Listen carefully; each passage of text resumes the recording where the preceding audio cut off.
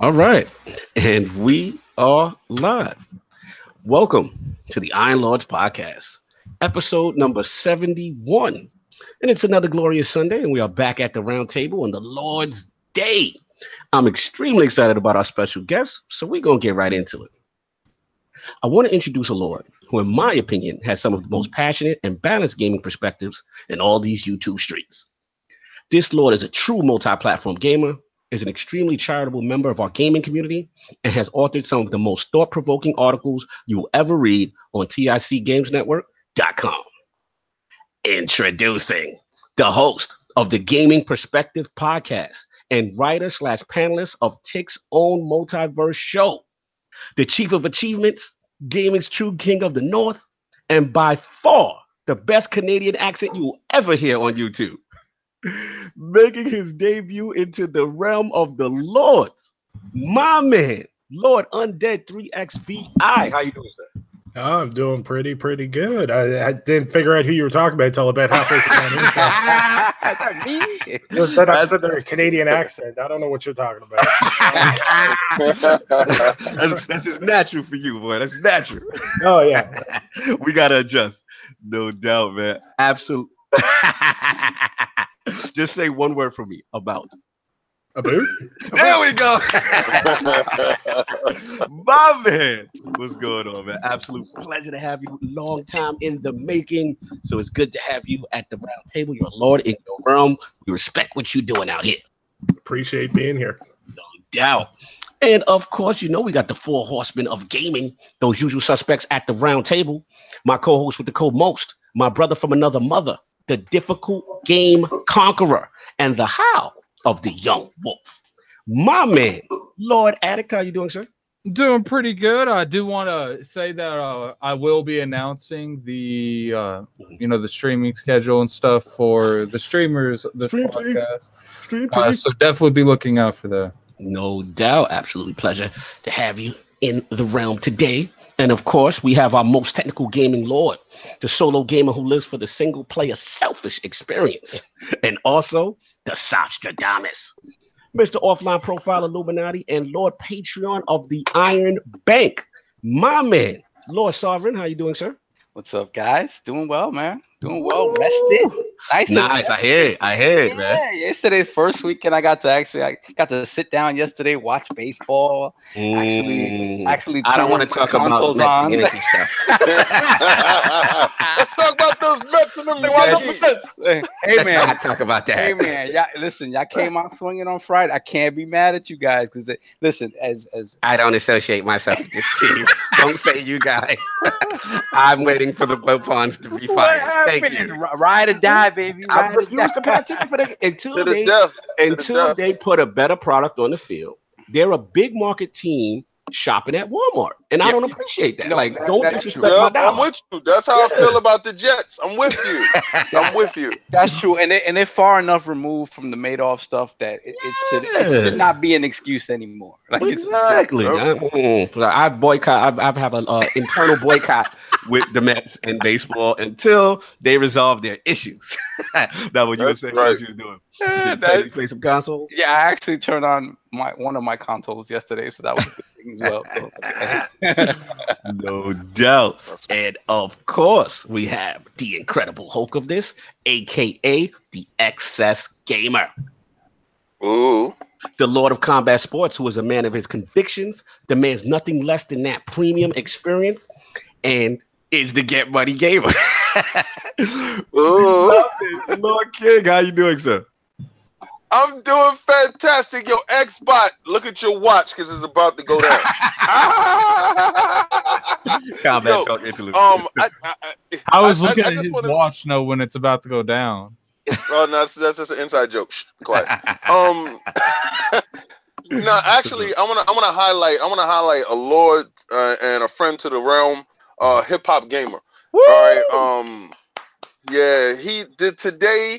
he was on the Lisa Evers show on High 97 this morning, talking about the gap in gaming and hip hop that is brought together and how the culture is pushing our genre forward. You know, San Diego Comic-Con is going on right now, and we are a part of that because they show a lot of video games there. We get a lot of our material for video games from comic books and other mediums. So I just want to give a shout out to that Lord that he's out here repping. He's working hard. It's 6 a.m. and I'm driving and I'm listening to him on the radio, and I had to shoot him a text and say, man, thank you so much and congratulations for all your success, because this guy never stops, is the humblest guy, and whatever opinion you may have of him, until you meet him and talk to him. Yeah, I'm glad you said that, King. Yeah, I know. Listen, hip hop, that's my dude, and I know we don't always see eye to eye on certain topics as far as gaming is concerned.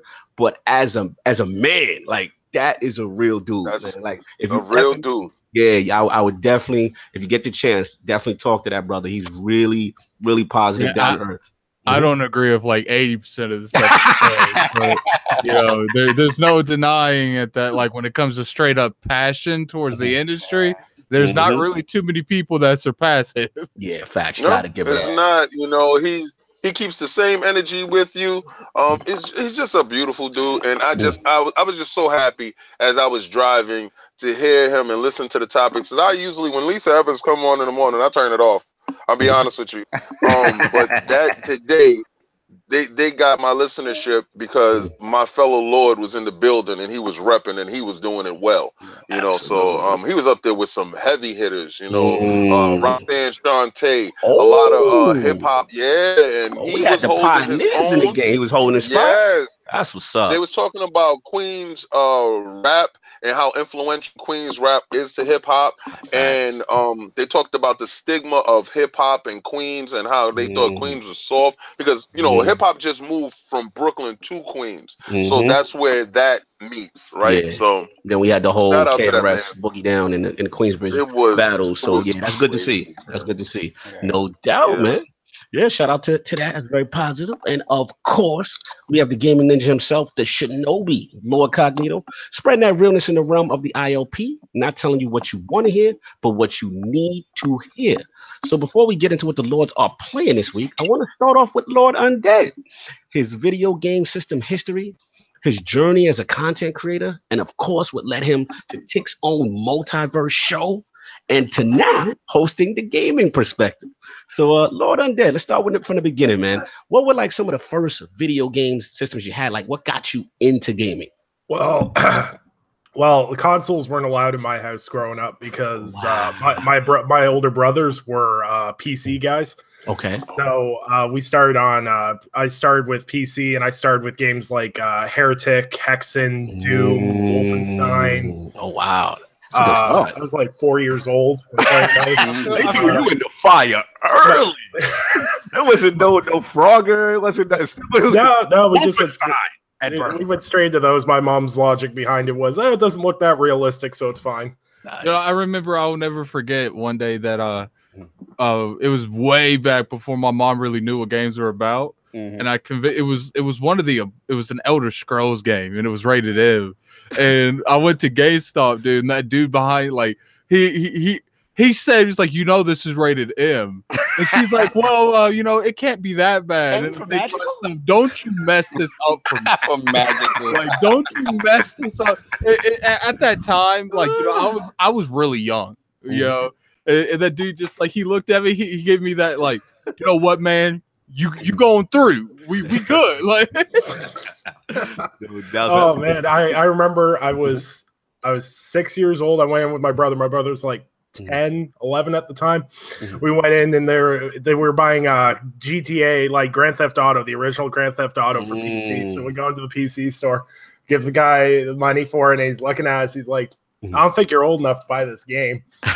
And my brother just looks him straight in the eye and goes, well, we're taking it anyway. And he just ran out of the store and left me there. Wow.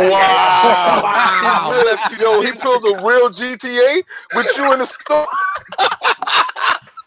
And he left me there. That was the best part. I'm sitting there going, what just happened? It's like he ran out and they just grabbed you. He's like, we couldn't get them all, but we got one. We got one. I'd be like, I don't know those guys. I have no idea who those guys are. What ended up happening after he abandoned you? At the He got Tekashi 6ix9ine.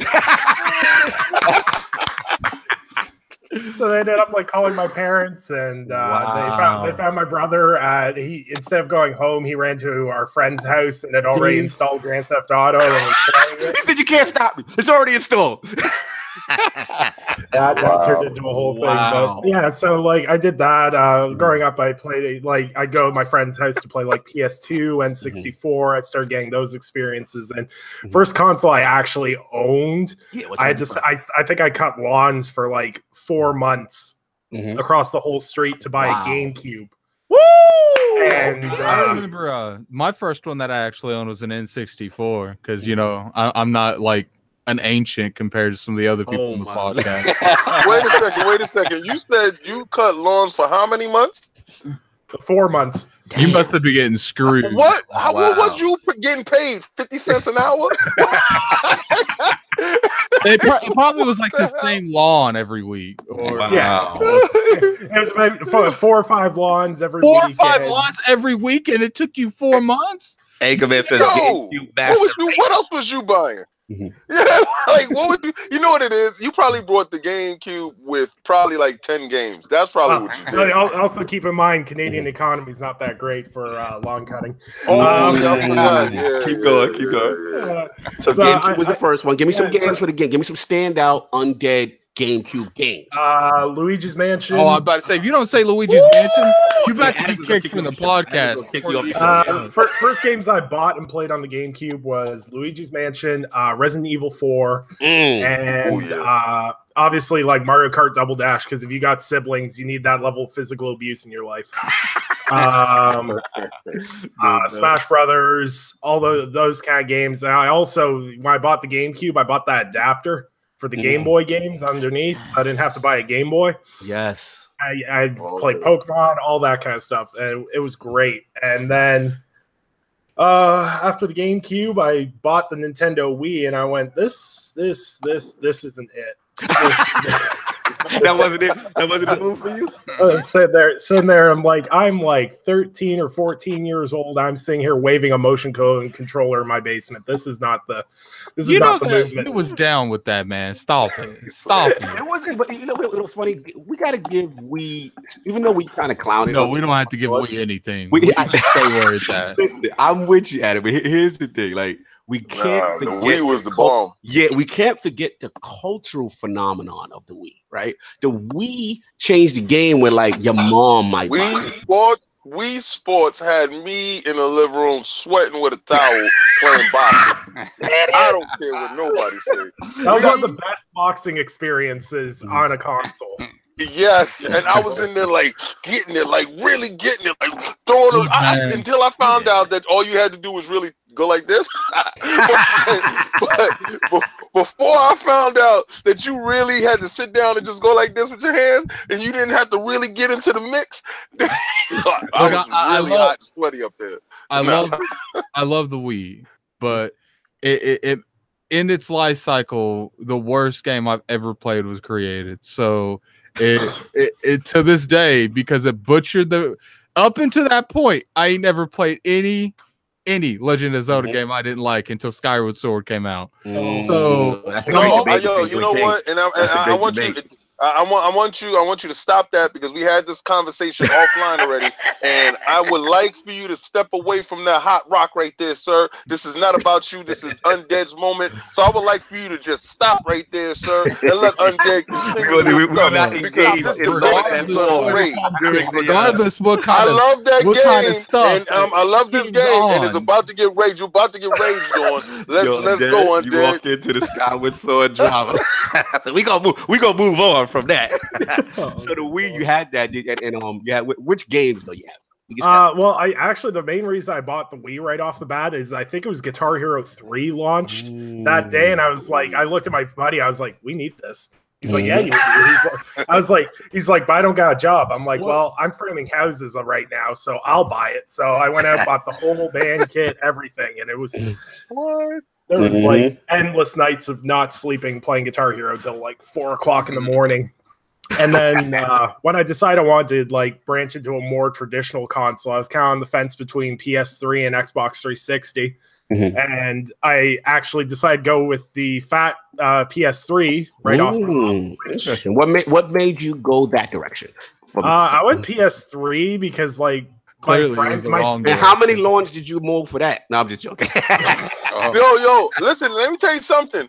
Okay, you didn't hear everything that he just said, right? And I'm this is where I'm gonna have to call fraudery because he was getting them ducats because he said that it came out with Guitar Hero. He went and brought the whole set. Yes. And you know that set costs a pretty penny, right? Now, when he brought the PlayStation 3, he said the fat one. Notice he said that the fat one. That was $700. Okay, it was $699, and then I don't know about the inflation or the cost of money up there because I understand that the difference is great. Out the door, the PS3 out the door plus taxes and everything. It was $1,032. Oh, that's what I'm talking about. Woo!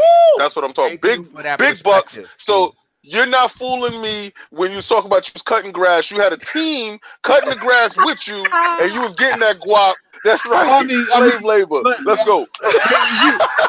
Look. Apparently, like homie's brother don't mind, like playing the 5-finger discount, so it could be that too. Yo, and he had his brother Ninja in the games in the side. Get him. Wow. So wait, Undead, you went pretty big, man.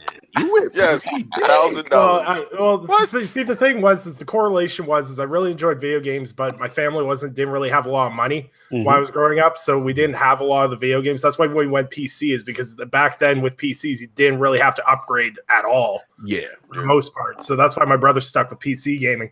But as soon as I got a job at 14, I was framing houses. I was bringing home like $1,000 a week. I was like, okay, now we're talking. No doubt. I'm going to do me. Yeah. So like in like a 12-month period, I bought the Wii with the Guitar Hero bundle. I bought the fat PS3. I bought the Xbox 360. I went through like 4 of those because of damn Red Ring of Death. And yeah, I started playing on both of those. My fat PS3 died 2 years after I bought it, so I was kind of like the yellow bar. You got the yellow bar on it.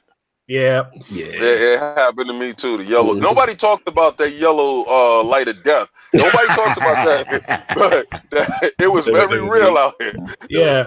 So like I was like, okay, well, I don't really want to buy another PS3 because it was a little pricey. I already had a 360, so I just decided I traded in my like arcade 360 and bought the black Xbox 360 Elite. And I just I kept gaming on the 360. Started doing Halo tournaments, started doing COD tournaments. Nice. Doing the 4v4s and everything with my brothers and friends, and it was great time. And then actually, I think you're the first guest to really say, like, one of the first that basically said that during the start of that last generation that they went there with PS3 initially. Any other standout titles for you, or like the Last of Us or anything like that, or the thing with the PS3 why I went to it was because I basically bought the PS3 on the grandeur of the PS2, right? Because it was like, oh well, the PS2 was an absolute barn burner, an amazing console, so it made sense. And like none of my friends had Xbox. I got you. Makes sense. And then everyone bought PS3s and was like, well, this is the thing. Got it. You wanted to say something else, I guess.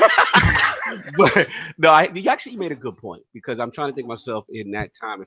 PS2 was fantastic. It definitely had and you probably kept the momentum. It reminds me of parallel to like a lot of the 360 guys that kind of kept the momentum and stayed loyal to the Xbox brand and go into the Xbox One kind of deal. Kind of, you had almost a similar mentality with the PS2 going into PS3. Yep. And I ended up doing the same thing with the 360 going into the Xbox One. I was actually one of those people when they were like, oh, it's always online and everything. I'm like, groovy, I got good internet. I'm with this, whatever. No doubt. Did the man just say groovy? Yes, he did. Yo, shout out to did. J Yes, he Bone did. Boy in the chat. He said the PS3 looked like a George Foreman grill. Wow. It did look like a George Foreman grill with the Spider-Man logo, But but the I'm not gonna Spider-Man logo front. was clean, King. Yes. When you nice. opened it out the box, though, how it felt like you felt that you got your $6.99 worth. Oh, no, like when you absolutely. pulled it out, And it had the sheen, all the money it was there. very shiny. It was and clean. now the fat one, didn't that one, correct me if I'm wrong, King, was that the one that had the backward compatibility, right? Mhm. Yep. Yes. Yes. It had The the touch PS2 buttons built at the top. into the PS3. Right. Yeah, And it had a let- whole PlayStation 2 inside. Yes, Like, and yeah. let's also remember at launch, because there was a big lawsuit after this, but Sony removed it. Sov, help me out. Didn't they have Linux as an OS in the PS3? Yep. No, well, you can add it. They had it so you can add can add Linux to it. And Yeah, well, they- you have the option. Yes. Right, and when they removed it, then people sued because people sue Yes. for anything. Yeah, they're like, yo, you sold me under the pretense that all your systems would have this, and then I guess as they came out with later iterations, they removed that functionality as well as the backward compatibility. This is why you could tell the mentality of the PlayStation.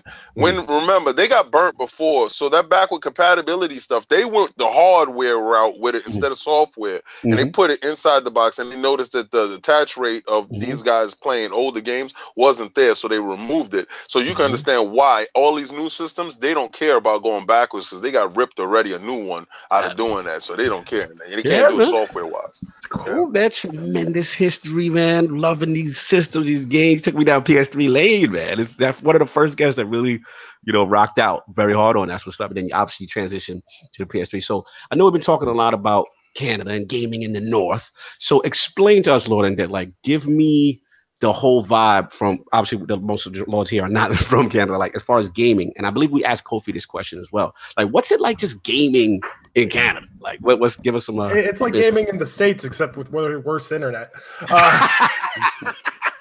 Really? It's Lord Kofi's actually been complaining about the internet here lately. Really? Yeah. Our internet can be trying. That's I've got fiber where I'm at, so I'm good that way. But that's bad because American internet is not the greatest. So if you guys are worse than ours, we both need to work together and remedy that stuff. But I don't know. It's a different vibe in Canada. Like I don't know, because like I didn't join social media till like the later stages. Like I didn't join social media for like gaming stuff until like after the Xbox One, PS4 launched. But like it was always like where I lived, it was always like it was cool to be a gamer. Like that was fine. Like if you went to school and you played video games, that was fine. Yours fine as the guys that played sports. I did both, so it's kind of like the best of both worlds. Oh, what you play? What you play? You better play basketball because you're 6'7". I played tight end high school football for 4 years. I did MMA for 6 years. Wow. Wait, your school had MMA? He said the school. What? Yo, time out. You gotta see my face. I said, what type of school did you go to? And I gotta get my kids to Canada yesterday. So, combat sports for school? Wow. No, I did a lot of things. Like I did I started doing I started karate when I was 4 years old. That's what my mom put me into because she didn't want to put me in hockey or anything too stereotypically Canadian. Yeah, I was just about to ask you. You just answered my question. I was like, how did you avoid the hockey influence? Because a lot of my friends, like my family's Irish immigrants, so like they don't feel the whole hockey vibe. They're more the combat sports vibe. Ooh, yeah, yo, shout out to your parents. Shout out to your parents. I'm gonna give you a shout out to your parents. I feel that. Irish immigrants, they're about that. You don't even want to see my house during a Conor McGregor fight. You don't even want to see it. That's lit.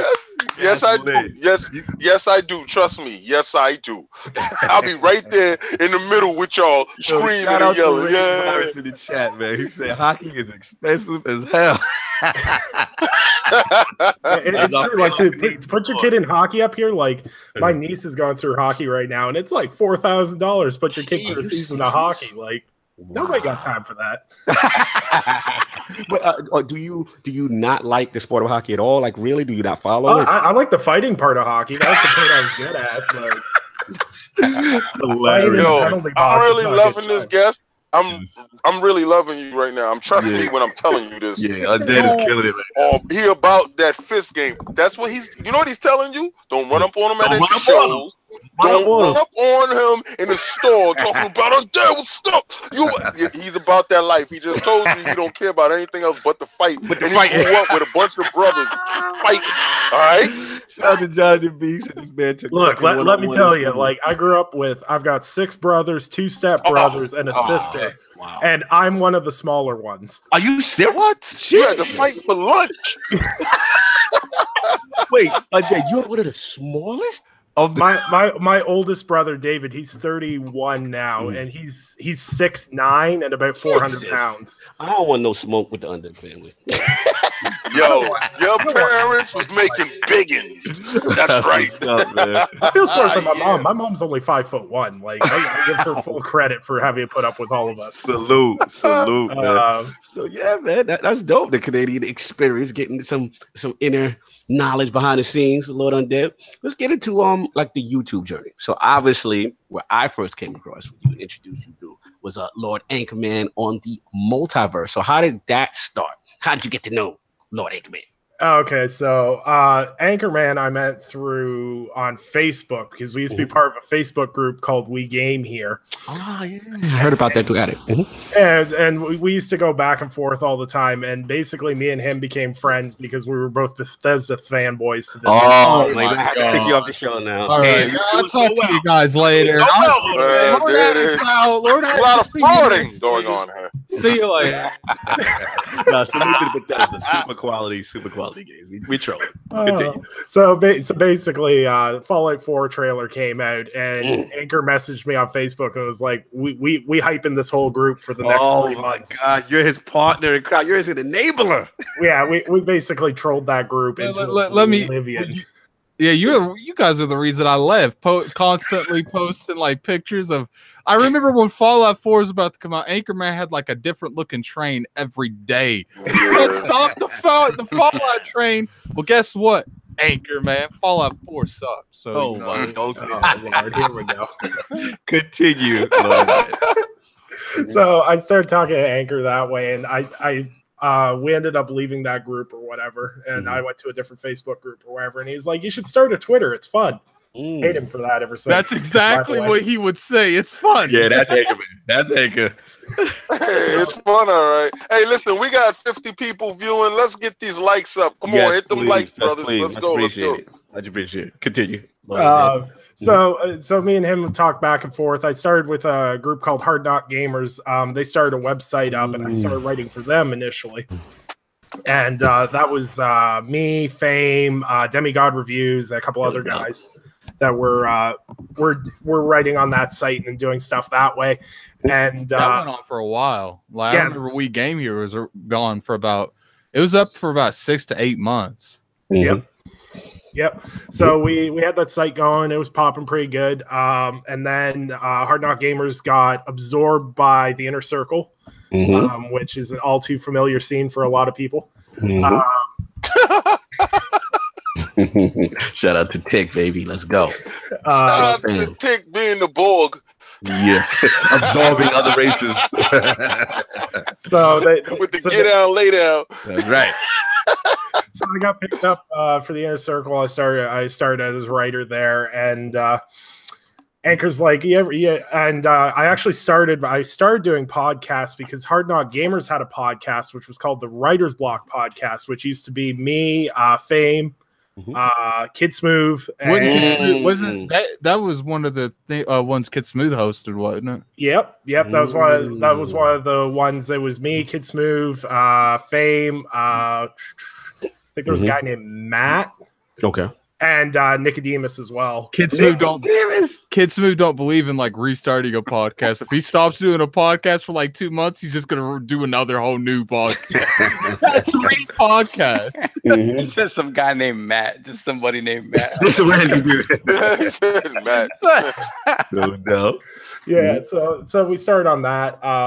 Anchor was like, "Hey, me and Fame do this show. We do the Multiverse Show. It's just the 2 of us. You want a guest on it?" I was like, "Sure, whatever. I'll show up." So I did like an episode, and then they're like, "Hey, you want to come back for the next episode. I'm like, sure. And then I've just never left. Basically. You're the reoccurring guest, infinite guest. I just keep waiting for him to message me the one day and be like, yeah, we don't need you here on Monday. You can, your contract's been. That is the inside joke of Multiverse. I hear you guys talking about. It's kind of funny.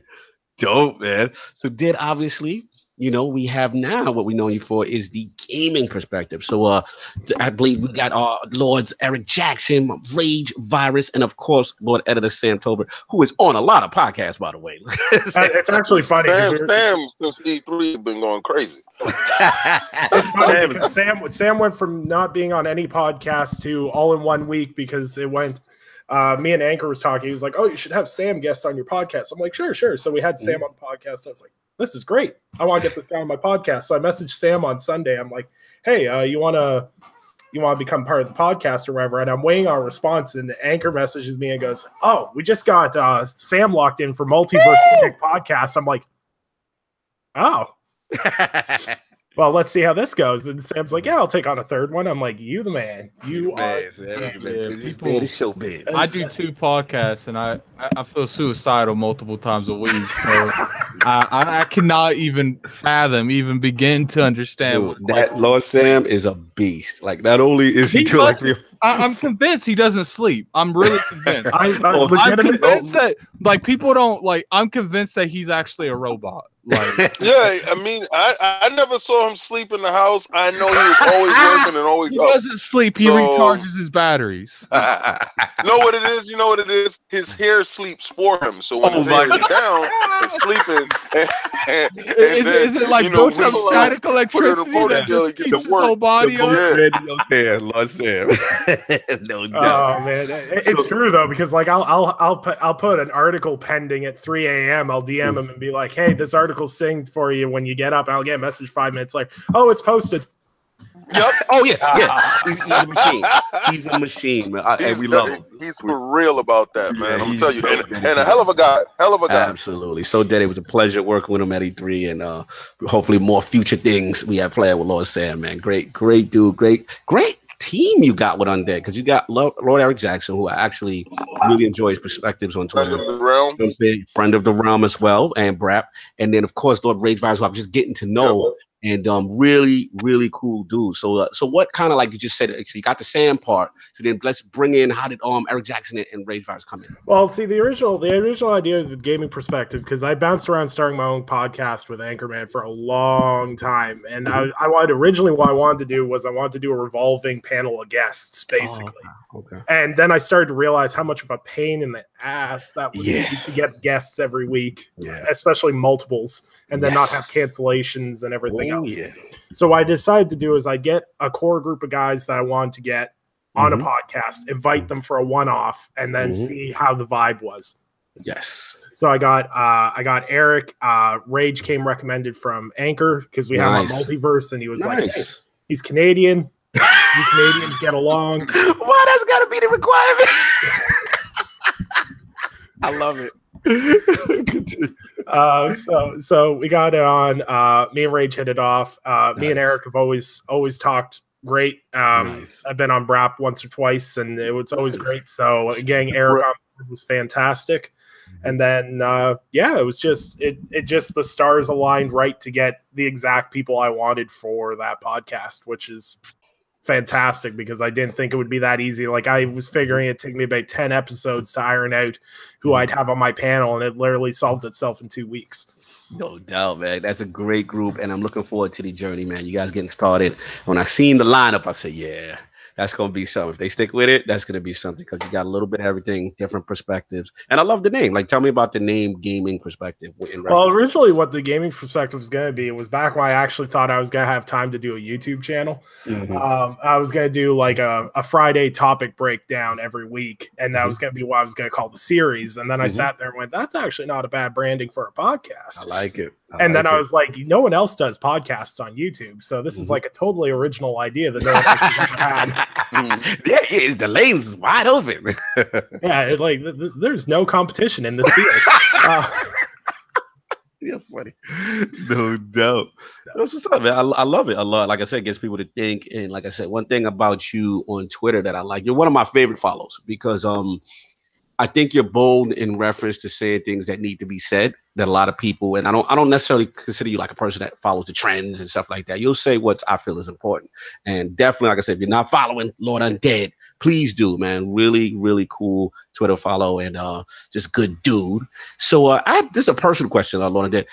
Tell me the whole meaning behind the name. Like, where did the Undead and the 3XVI and okay, so this goes back to the 360 days. Okay, this is so originally my Xbox gamer tag, which I think Cal won't kick me off the podcast if I say this. It was originally Pwn Your Nuts, PWNURNUTZ, and that's why I used for when I was playing Halo competitively.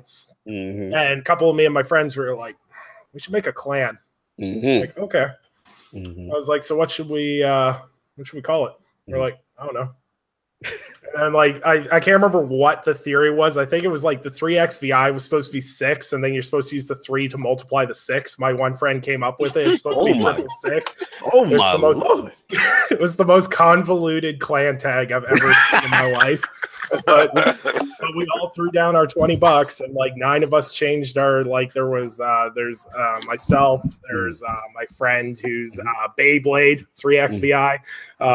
There's a bunch of like, there's all variations. Like a lot of those guys don't game anymore and whatnot. But we were pretty solid back in the competitive days. Won a couple $1,000 doing COD tournaments and everything that way. And that's what's up. Traveled stateside, did some MLG events, and you're a hustler. Oh, he do this. He's a hustler. So what I'm hearing is you're the one that carries Anchorman through. Pretty much, he's the best. But Anchorman's talking that smoke. This is the guy. Basically, I'm the guy that Anchor when he talks trash. He's like, "Hey, you good at this game? Yeah, we good." Yeah, the fraud has been exposed live on the air, and you know what? That kind of makes sense. When I called out your boss against you. He said he does carry. When I called out your boss, and I was going at your boss, I noticed that all y'all was stepping up and trying to shield the boss because he really can't game.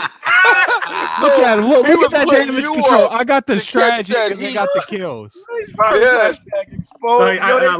I'm not kidding. Like when we play Rainbow Six Siege, there was a game we were playing Rainbow Six Siege. It was me and the Multiverse guys, and we're playing or whatever, and we wrapped up the game. It was a complete sweep. I was like 9-1. Anchor was like 0-1, but he had more like spots. He spent the whole time on cameras. He had more points. So he spent the whole time like he's there. I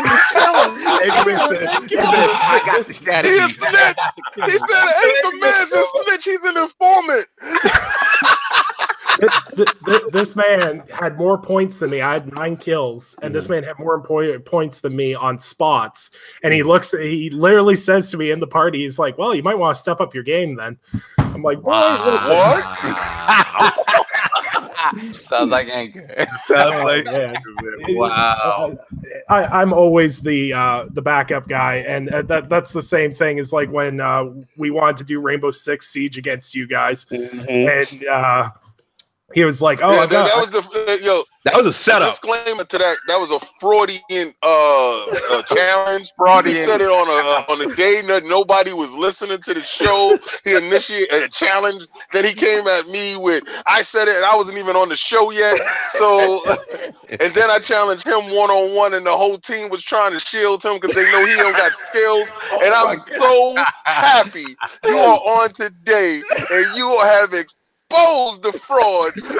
Anchorman, with no clothes. We got him. Got him. If he's still up for some kind of challenge, man, like that private PvP's in Destiny now. Let's go. Like, yeah, I think so. Okay, I've got pretty good base on what FPS I can play. I ain't gonna try to square off against you boys in Destiny. Yeah, that's all it is, man. But yeah, that's really, really cool, man. And see, I give Anchor credit for the Rainbow Six Siege challenge because he was like, "Oh, we're gonna get the guys to practice," and then he's like, also got my friend Morganism who plays ranked a lot. Oh my god! Wow! I told you, kid. I'm so happy for this. That remember when I told you, Sovereign and Incognito, I told you all things will be revealed, and it took a couple of shows, but we got a leaky faucet in here today, and brother, the tea has been spilled, and Kermit the Frog is drinking his tea. Anyway, yo, real quick. I know we call you the chief of achievements. I can call you the chief of achievements. And one thing about you, Undead, like you're a beast out here in these gaming streets. Because you know for a fact, I just have a little mini Undead story. Is there was 1 month where I wasn't playing Destiny, and I think it was before Destiny 2 launch, and I sat to myself and I said, you know what? I gotta do this. I gotta 1 month of my game. I see Randall every time. I see Undead every time. All these guys on my friends list that are just killing it with gamer score for the month, and even Addict. So I'm sitting there. I'm like, you know what? I'm gonna go hard one time, right? So I was going extra hard, right? Every Telltale game was finished that month, right?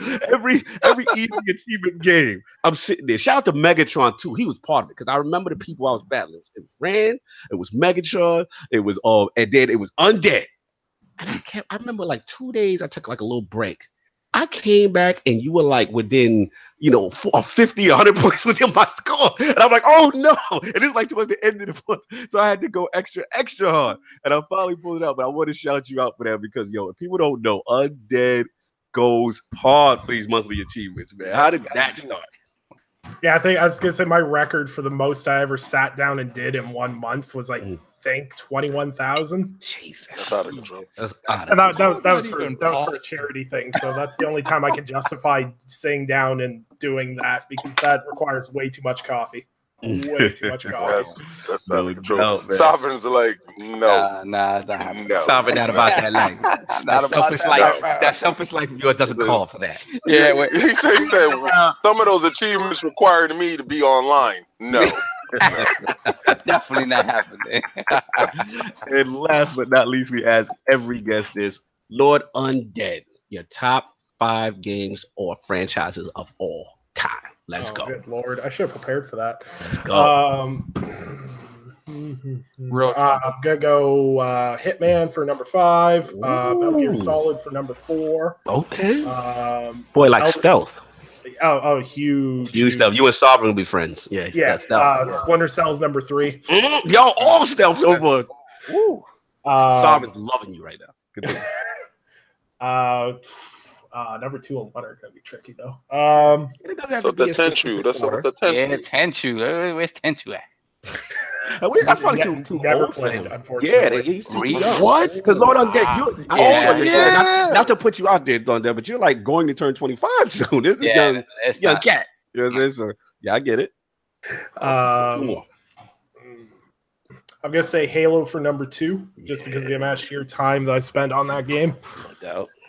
And number 1, it's gonna be God of War.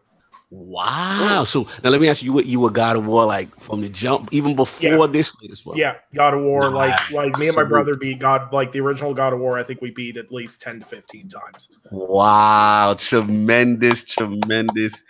Hold on, we have a violation in the chat. Rage Virus said Tenchu is in the bushes. We have to now remove him from the chat. The moderators attack. He said throw Tenchu in the bushes. Y'all know what to do, chat. Attack that man. I'm sorry. I'm sorry. That is the ultimate ninja game. When all the ninja games were doing crazy magic and all crazy stuff, that game brought ninja stealth into it. And that was stealth before Metal Gear Solid. Yes. And then the last one I had that I remember was the Xbox one. It was the 4-player co-op one. Remember that one? But anyway, that was lit. But yeah, shout out. We know we just playing with you, Rage Virus, but don't you dare say that again. Anyway, fantastic history, Lord Undead. Love what I'm hearing. The games was lit. The history was lit. So we're gonna get into what the Lords have been playing. So what have you been recently playing, Lord Undead? What's been going on in your Xbox or PlayStation? Well, see, I bought a PC there a month or two ago. Okay, so I've kind of been dabbling in some old games. Okay. I've been bouncing between Dark Forces, which was an old DOS game. Wow. Wow, you taking it back. And Baldur's Gate 2. Oh, wow. Okay. Oh, wow. Were these based on suggestions from friends or something, or just? No, these were games that I played with my brothers all the time. That I was like, I need to play these again. Yeah, because that's a nostalgic thing. That's your history. That's where you started. That's right. Yeah, it's just good to get back into some of the older stuff. And I've been playing PUBG almost religiously. King is loving you right now. Yo, add me right now. Recruitment. Add me now. Undead, Yes. did you play all the Jedi Knight games or just Dark Forces? I played all the Jedi Knight games growing up. Those were all Those are the fantastic. best. Oh, I love that. I like hearing this, man. That is like it's unique because he's young, but he's got But this. he's still got it. Yeah, like he's very. OG vibe. He's Lord the OG because he had 6 He's the young brothers. OG. He thought he got years off of his life. Years is off of his life. He woke up fighting. Who got the porridge? Fight. Like No doubt. Yeah, man. So that so pretty much has been memory lane PC. Yeah, memory lane, PUBG, just chilling, chilling. Doubt. Lord Addict, what have you been playing this week? Pretty much Halo Wars 2 and Fable. That's all. Nice. Like, See you going hard on the streams. I've been playing a lot of Halo Wars 2 because they just did the final patch and pretty much made it to where if you want to win a game, just go for a bunch of Hornets. And that's all. Like, no doubt. Lord Addict, you boning up on your Fable, getting ready for that new Fable announcement next year, getting ready for that. That's what you feeling in your bones. well, I do feel like I'm gonna play them all again. Nice. But I got to see exactly. Like, I'm not saying the new Fable is going to be bad. I'm just saying that I'm a little skeptical of people who race cars making a game called Fable. And that's nothing like bad against them. It's like the person that Undead. You know, when Lord Richard was on, he said they have people there that they made open adventure games. Like everyone that makes a game like a racer doesn't mean everyone only has made a racer. When people have when you see people make a racing game like Forza Horizon, they're like, yo, we're making an open world action adventure game. You just like scratch your head like, what? Like I get it. Yeah. I get it, but maybe they might bring something different to the genre that hasn't been done and open the minds up. So I don't know. Hey, listen, you know what? I'm going to give them a chance because Microsoft is trying. Let them swing. I'm really thinking that, you want my opinion. I think that Microsoft, because they said Playground wasn't up for sale. Like they said they liked their independence, but when they wanted to make a Fable game, I feel like Microsoft used that to persuade them to let them purchase them. Salute to Lord Sam. He said Playground is building a second studio for Fable. You need not be concerned. Yeah, that's what he said. I mean, Sam is so hard in these look, Lord Sam. All these studios keep screwing up my beloved franchises. Final Fantasy is pretty much dead. Fable is like the last thing that's left. I like that last Final Fantasy. I really liked it. A lot of people I heard liked it too. Yeah, I can't really go with you on a lot of things. I understand you want the purity. See, my purity with the Final Fantasy was Final Fantasy 3 when the job system and everything was in there. So then I go all the way back to that fun part. But to be honest with you, I really enjoyed this one. That's the one that yanked me away from my Xbox, and for a very long time, God of War couldn't even yank me away from my Xbox like that. That yanked me away, and you remember we was going back and forth talking. I'm like, yo, I gotta go because I gotta play on this PlayStation. I'm be alone in the void. Oh my! I gotta be in the void. I was in the void. Seriously, to be honest with you, when they came out with the app and I was able to talk to you guys about being in the chat and playing, that's the same time that stuff came out, and that was the best thing for me. So I can the FOMO was gone. So I could play my Final Fantasy while talking to Hot Monkeys on the Xbox, and that took away that problem. So I like the game. I thought it was nice. This is just my doubt. No, I get where Addict's coming from. You know what I'm saying? If it's my beloved franchise, I definitely, you're always gonna have your antennas up. Yeah, who's doing what and yada yada yada. Yeah, don't touch that. Yeah. Exactly. Lord Sov, what you been playing this week? Now that you got a chance to turn on consoles. Yeah, well, I mean, I've been playing a lot of the Hollow Knight on the Switch, like that. How the Metroidvanias, man. Like once you start opening up things, and then you remember where certain things you couldn't get to before, and you have this, and then that opens up a whole can of worms. Like, man, you just get lost. And that game is great. Control super tight. Atmosphere of the game is beautiful. And then on home consoles, I turned on my PlayStation. Because I had an itch to play some MLB The Show, and then I remember like a month ago, I had gone hard on getting back into Horizon Zero Dawn because I had left that. Once Zelda came out, I sort of left it in the rearview mirror, and then that game, I had my issues with that game in terms of like the gameplay getting repetitive, just certain things about the world being super empty. But again, it's a post-apocalyptic world, but it's a beautiful game. But the two things that game does really well is like character interactions, like conversations between characters that, I mean, it really brings out personalities and the story. Yo, the chat is going in on you right now. They put sleep icons, Verizon many yawns. I'm watching it. I want to know, when did this happen? Because it's like the worm. But I'll say this. But this is the thing, though. Like everybody said that. I've never said that there's parts of that game that got boring. Now I will say this: that story, for all of you who stopped playing, and for reasons that I completely agree with, that story is bonkers. Oh, okay. So it's a slow burn. Like the story is Skynet, but on some other level. Like the story, it's worth it to beeline the story and forget about everything else. You know what I can't wait for? Yo, he said Fable Connect. Oh, I'm done. I'm done. That is out of control. What are you waiting for, Attic? I'm waiting for Moonlighters to come out on the Switch so you guys will actually play it. Wow, that may be true. But I do want to get. I'm not playing that on my Xbox at home, and I got. I do want to give a game like a little bit of a shout out. Like shout out to that 20XX game. Like if you guys got that's a really good game for this. Yeah, battery stable. That's the dude right there. We got a chance to meet him at our PAX, and King was making fun of my bad platforming in that before you're taking the footage of that would be at it. That's so hilarious. So just basically the gist is give it a chance. Give the story to forget about the rest of the stuff. The rest of the stuff does get boring and repetitive. The story, it's lit. Beeline the story. Okay, I'm on it. Now you got my attention back. I definitely got to get back to that. All that stuff, man. No doubt. Lord King, what you been playing, man? Oh boy, let's get it. Yo, that Destiny is lit. It is so lit. It's so lit. It is so crazy right now. Shout out to the clan. All right, if you're not in ILP's Iron Lord podcast clan on Destiny, there's something wrong with you. I'm going to tell you right now, I want you to go there. I want you to go to your Xbox. I want you to add me. I want you to add Attic. I want you to add Sovereign whenever he's on, and LordCognito. Contrary to popular belief, I am not the only ad man. So stop, yelling at me, talk about ad. I hit Rage up. I got him.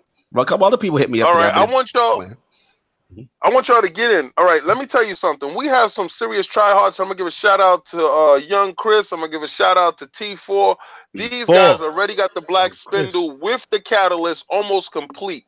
They're savages. Our team is running so hard. They hit the ground running, and we play crazy. Shout out to Punk Edition in the chat, man. I don't know because I don't even have the gun. I don't have the gun. I was trying yesterday, and I did 8 hours trying to get that gun. 8 hours, okay? I want you to understand how my day got folded. And majority of that is sitting there waiting for that damn instance to start. Yep. Yo, it is crazy. And when it does start and you kill a dude, you feel so vindicated when you get into the world. It is the wildest jumping puzzle. If you can't jump, don't do it. You're not getting the gun. You're not getting the gun. Well, I heard. Just sit on the floor, Cognito. Yeah, that was for me. That was a shot for me, and he's right. But I did hear. You're not sitting on the floor. It can't put no I heard. Shout out to Lord Kaibatsu. I did hear from a good authority that there's a way to get past all the entire segment. So, and once he found out, I'm gonna try it today. You don't even have to do those jumps. Yeah. All right. Also, I was playing PUBG. PUBG had a big update, and Death and I got in the world, and I just got killed. It was something crazy that happened yesterday. Shout out to Death and Hot Monkey that's always down for that, and L Boogie who's always down for that smoke. That's the other clan on PUBG. And listen, shout out to the stream team. You guys already hitting the floor running. Y'all keep blowing up my phone every time I'm asleep. I have to put y'all on mute. I got that chat on mute because you guys go in. Snaldo, you're the man, 100%. I gotta give you a shout out. But please, Destiny is back. That feeling is there. What did I talk about last week? What did I talk about last week about putting stuff into the game that creates mysteries for people? Yes, you said that. You engaged.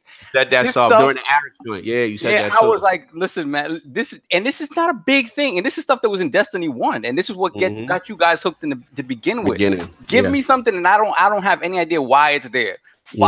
Just follow the breadcrumbs into something, and then you have people posting videos about how do you do this, how do you do that, like.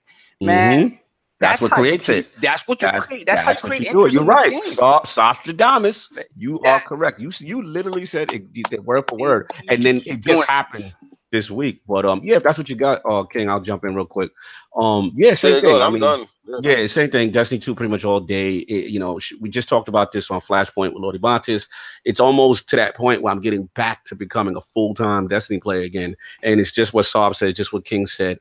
That mystery. It's like they finally understood why people love their game and why they, that departure, what they did at the launch was such a bad move. So, yeah, you already shouted out, Young Chris at T4. I mean, that man's a beast. I want to shout out a couple lords, Lord Monkey, Lord Addict, obviously, Whiskey, obviously you, Lord King. We had that little start with the Leviathan raid. Didn't get a chance to finish. We finished that when I got back home. I finished it. You know what I'm saying? But y'all finished that. Shout out to Lord T4, man. That man is a tactician. He runs a tight ship as a Destiny player, and he's really cool to play with. So shout out to him. It's in the right direction right now.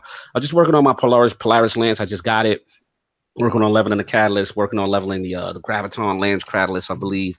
And then outside of the Black Spindle, that's just one of the coolest things yet that has happened. But also got a chance. I just got the invite for the Master Chief Collection program on making the game better. So I'm definitely excited about that. I'm gonna touch that this week. Shout out to Lord Dizzy. I'm gonna check out this Vigor game that he keeps raging about. So I want to see that game looks good. Yeah, he's saying like already PUBG should be ashamed of themselves because this game is optimized. And I'm like, all right. Wait a second. Yo, you understand that the head dev at PUBG explained to fix all of that, they have to scrap everything in that engine, throw the engine in the bushes, and start off from a whole new engine, man. Can I say something though, real quick though? Go for it. At this point, King David, the way I think one of the key reasons that Fortnite is pulling such far ahead of them is because they can do that like quick reaction, but like we want to drop the season every 2 months because they don't have to go through that, plus they made the system. I'm really thinking that, if that's what they need to be able to do that quick reaction, they need to just take that L and do it. I just redo it. That's what I said too. I completely agree. And shout out to LordCognito for being an evil influence. Because he's like, yo, you didn't get the Octopath, and I'm like, nah, I really can't. Like, I can't justify it right now. Like, I got too much I haven't played. Can't get into the RPG right now. That's I can't. So I'm saying I'm trying to stay away from it. Yo, that game looks so good. Yeah, he's like a pusher, King. He's like, yo. I was like, he ride hard for that Switch. So here's what he do. A lot of people that you don't think game in a manner that they do. Yeah. That guy is on this Switch, and I listen to the chat and I watch you guys all the time. He is a pusher for sure. Oh yeah, absolutely. Shout out to Cole. He said he's not digging it. Yo, Octopath, I get you, Cole. And like I said, I'm just trying to stay away from it. I heard too many good things, and I got too much in the backlog to even touch it. So here he come, yo, and I'm like, yo, it's 60, whatever. I can't. And he's like, yo, free demo. So I go search, and I'm like, yo, it ain't no free demo, so I can't do it. So he's like, yo, here's the Nintendo account. You get it directly from the website with the direct link to your Switch. And I'm like, damn, got me. But then I got to download the demo. To be honest with you, like, I'm not saying that the game looks phenomenal, especially, my background in that genre. But like, I just be looking, I'd be like, yo, is that $60? Like, really? Yeah. Like I get it. It looks phenomenal. but it's like at the same time, it's like it looks like something I'd play on a 3DS. Like, possible. No, you know what? I feel what you're saying. That Switch It's games like- feel like they should be $40 max. it's like that's my problem. with I'm those playing guys. like Zelda. You mean to tell me those games are the same price? Like, what's going on? I feel you, man. But I am going to touch the demo, Lord Requang. You have enabled some BS, but I'm going to try to do it because I can't get out of free. Free is free. And he's like, yo, your stats transfer over if you do buy it. I'm like, all right. Cole's going in. Cole's saying, don't waste your money. Wow. No, I can't say that. No, there's been too many people that I respect in this community that have like flaunted the stuff. Like, I'm gonna get it eventually. Everything. The only negative thing I've heard about the game is that when it comes to the paths, like if you think it all circles back to some big grand like thing, it doesn't. They're all 8 individual stories that don't necessarily coincide with each other. So there's no big grand thing you're doing. Yeah, you're not saving the world or anything like that. Like I was gonna say, one of the main complaints I heard too from a couple of people was that some of the boss fights really drag out, like talking like 20, 30, 40 minutes of just Oh no. Oh wow. Hell no. But I heard the fighting mechanics are great though. Then again, Thank you. These fights, these people could have been either under level. They might not know how to really play the game. See, for sure. Addict loves boss fights, so I think that perk is interesting. People sit there, they will be trash at a game. Then they'll, and I'm not saying anyone that made these let's hit these topics. I know we got. I am chomping at the bit. Yeah, we got to go. That's what's there. So let's get the poll done and into the topics. All right. So last week polls are in, and the people have spoken. With Microsoft, Nintendo execs in games like Fortnite pushing the idea of cross progression, how important is cross progression to you as a gamer to have this feature?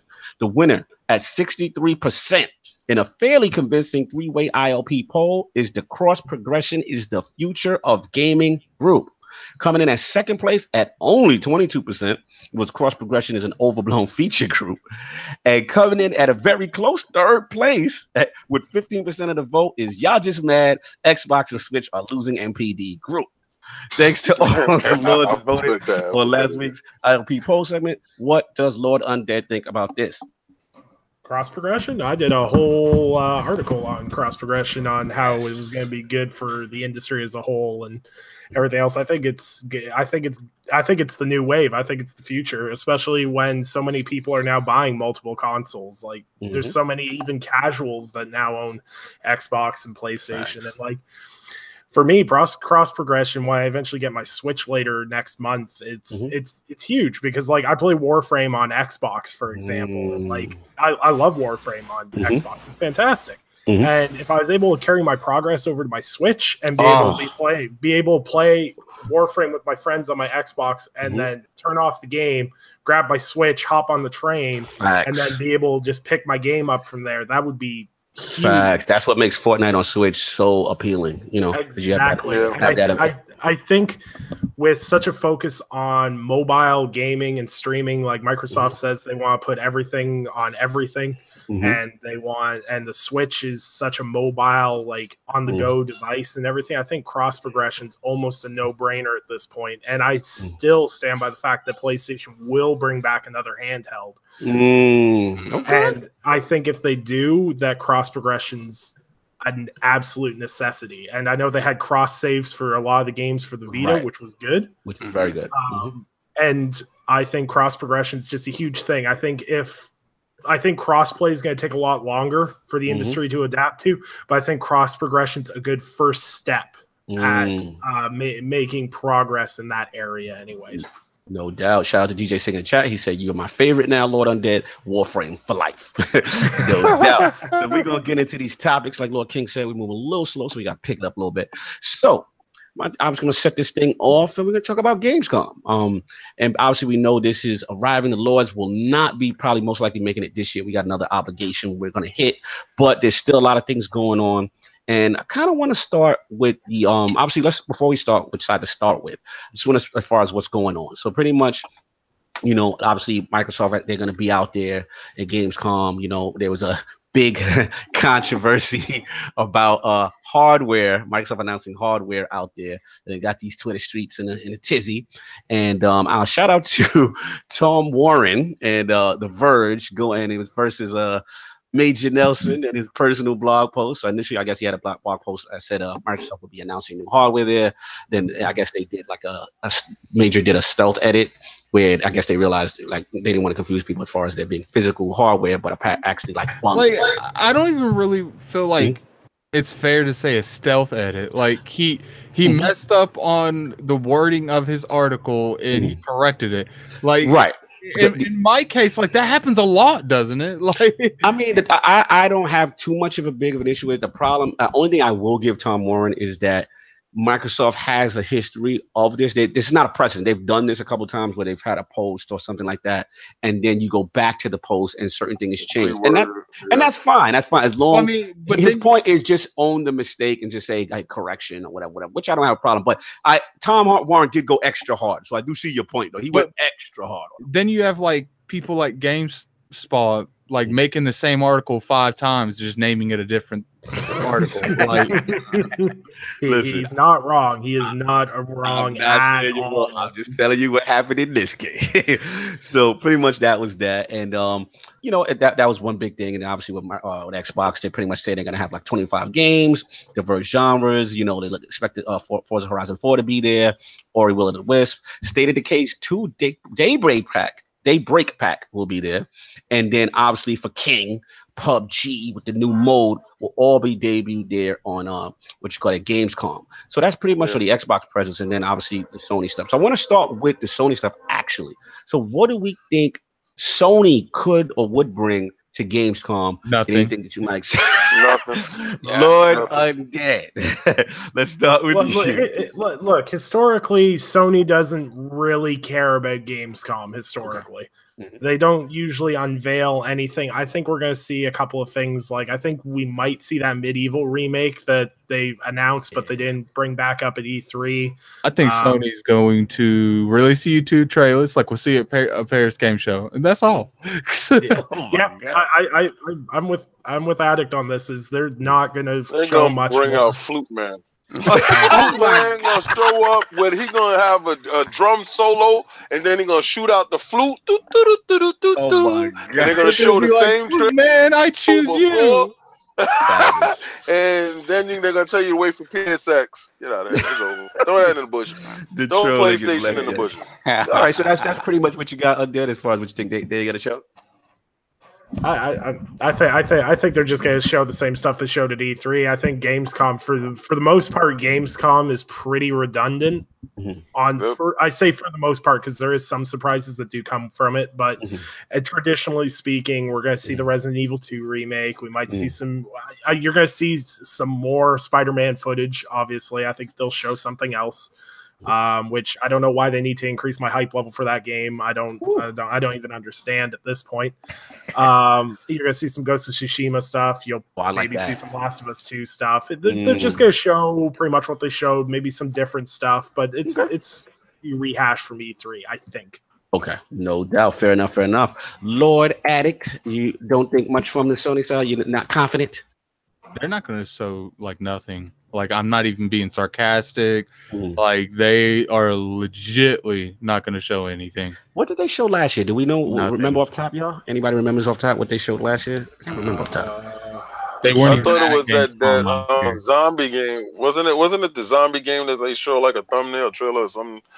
Yeah, Days Gone got their first. I think it was like either their first or one of the first deep games. dive or something like that. Yeah, absolutely. It was So pretty much, you think they're gonna save it for like PSX and that kind of stuff? They might drop something on their YouTube channel at the same time.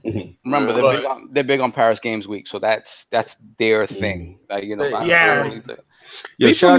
People need to realize that like they really don't care. Like they are going to, and what? Let's be real here. Like, what could they even announce? Like, Sony's been known for secrets and holding on to stuff. I wouldn't put it past them that they don't do anything. E3 just ended, and like they didn't really show anything new. So like maybe I think they might drop, and then they just dropped a Spider-Man story trailers. So I mean, like, if they didn't drop that at Gamescom, which is in like 2 weeks, I doubt they have anything. Okay, fair enough, fair enough. Lord Sov, what do you think about Sony at Gamescom? What do you feel they might show, or are you not I too agree excited? with these guys. It's gonna be, if they show anything, it's just gonna be rehashes of E3 stuff, maybe a little more footage. Like Undead said, like maybe a little more Spider-Man stuff, because there's nothing after. I believe Paris Games Week is after the launch of Spider-Man, so this would be the place to give the final push for Spider-Man.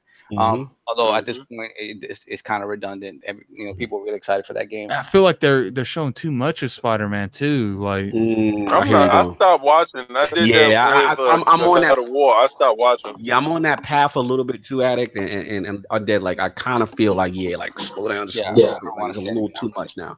But no, I feel where you're going, so that's pretty much what Paris Games Week. I think that's where they show out, and then same thing for PSX. They're just holding their cards for that. Shout out to Santoba in the chat. He said, Sony has Paris Games Week and Tokyo Game Show to worry about. They won't even be present at Gamescom, bar a booth. So not much of a presence to thinking. King, do you agree with this? Yeah, I don't ever see them making that a priority. I see Microsoft making that a priority more than them. You know, I don't see Sony, making it a priority at all. Yeah, I'm in agreement with the Lords. I don't expect a huge presence. Lord Co, stop a VR flute controller for Ghost of Tsushima. Stop it. So I could see them dropping a VR game on YouTube. Yeah. I would say, like, I think we may see some VR stuff, possibly. You know what I mean? I don't expect nothing huge. Maybe one or two. Like, I would laugh if they did a conference at Gamescom and just showed nothing but VR stuff. You're out of control. But Flute Man. You're out of controlling this VR flute man. You know that I would not even hold it by them. Yeah, I mean, like I said, I still think they may have like a couple of announcements. You know what I'm saying? Just to kind of get their name in the air. But I do agree with the Lords that I don't really think they expect a strong presence. So let's get into the Microsoft aspect of it. Obviously, we know what was going to be shown, and obviously the edit whole situation. But I'm going to set this up. For me, Gamescom still is important to them. Important to me and for them, because at the same time they just came off the goodwill of E3, and I think they need to keep the momentum going. And I don't know if you remember last year, Undead, we actually had this subject, and I kind of went in because if you remember Microsoft's Gamescom last year, oh boy, I wasn't a fan. And that was the bowl full of controllers, right? Yeah, that was the bad technical issues during the PUBG announcement. And I didn't even. Oh, I was so upset. I didn't even mind like the bowl full of controllers because that was coming to a different region, so they were like, and plus like people get mad, and I'm part of it. I have stating that they just showed you was raging together, so I just keep that same energy. No, it's not that. Like, look, I can get mad that they show the same stuff they showed at E3, but people keep forgetting these are different regions. Like people need, like, not everyone from Germany is going to watch E3. Right. Facts. And that's a good point. That's a good point. Especially like the reason that the controllers was such a present at Gamescom last year is because up until that point, the design thing wasn't in Germany. And they announced that it was coming to Germany, and that's why the controllers was there to show the combinations of stuff you can get. What's so cute after you get perspective after the fact, after you done raged off, is the fact that your tone has changed dramatically to a point that is insane. I said that I remember Lord last year. You could go last year bananas. And I said the same exact thing then. No, I'm talking about us in conversation. I don't care what you put for the world. I'm talking about what we had together. And what we had together when you was like, what is wrong with these people? Why would they do the same exact? It's like they had a thumb drive and they put in the drive the flash drive, and they just said the same exact thing that they did. Exactly. That was your whole energy. Your whole energy was the flash drive. That's my personal opinion, but you could sit there and have a perspective of something that's not you. Okay, hold up. No, go ahead, go for me. Guys are always coming at me for having a more broadened horizon when I look at shit. When I do look at stuff from a different perspective, you gotta have the same what I'm telling you. No, see, and this is where you and I are different. The flip flop that you just did, you just did a pancake. You just flipped it over and say, but no, hold up. Get out there. What's going on with the addict? It's the same thing I have. I imagine like I said from the perspective of me. Yeah, no, this is the thing. Addict seems very similar to me. When you first see something and it aggravates you, you'll fly off the handle about it for the first 24 hours, and then when you take a step back and you look at it, it's a different vibe for it. Like it's so we got to give it a 24 hour. Like so you one of those people that commit the murder then be remorseful after right? Like, man, I'll give you a quick example. When I was covering defiant all the way through. When I was covering E3, I was sitting there watching the Ubisoft show. I had to sit there, watch that damn dancing panda and everything. And I'm sitting there. I'm sitting there going, it's fine. It's all worth it because Splinter Cell will be here. Oh my god. I felt the same way. I was like you was willing to suffer through that. They get everyone on the stage and they're like, that's the Ubisoft press conference. I have never sworn so much in my life. I threw my headset. I was mad. I was angry. I went on Twitter. I made 6 tweets, and then I sat there and went, "It's not that big of a deal." Then I got mad again. It's just it's a rage cycle. I get where Addict's coming from on that. It made sense why they did what they did, but it's easy to get memed on Twitter. It's fine. No, I'm gonna tell you this. If they do the same exact thumbnail crap this year, if they do the same exact trailer and the same exact thumbnail crap this year in a different region, I'm not gonna. Listen. This is the same energy. I'm not gonna stand for it. No, show me something different. I don't buy that. I don't buy that. You know, that different region stuff. I don't buy that at all. I mean, it's E3. If you're a gamer, I don't care where you are. You're gonna find a way to watch it. But here's the thing. Here's the thing. When you're doing that, you can't assume that everyone in that region watched E3. That's true. Right, but you're not gonna regurgitate the whole thing. Right. Put a little extra to it. Yeah, jazz it up, fix it up. They didn't even change the order. Yo, it was the same exact thing, and I said you just wasted time of my life that I won't get back because I did this already. I watched the highlight. I didn't even watch it. King, I'm with you. King, I'm with you because at the end of the day, I'm with you. At the end of the day, yes, you're right. From a perspective, I'm just gonna go back to the Addict world. No, we like to do Addict. No, I'm going back to Addict world. Because apparently, I tried out. New Addict. You found in a fucking place. I don't like that Addict. I tried to look at it from a different perspective. No, I love it. No, keep the new Addict. I love that. I love it. No, throw that Addict in the bushes. Throw that Addict in the bushes. Let's pull out Gaming Addict back out of the bushes. Let's get Addict's World back up in the mix. I'm about that one. Man, look, I don't like that. I don't like Super Saiyan. Microsoft should have showed everything the same. The Switch don't sell nothing in digital.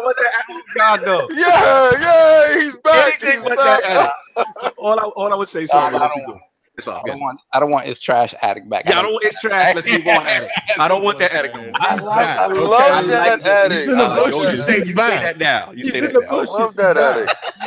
All I'm gonna say is I agree with King's stat. Yes, I mean Addict's making a great point. Yeah, you gotta understand that some people are in those regions that haven't seen it.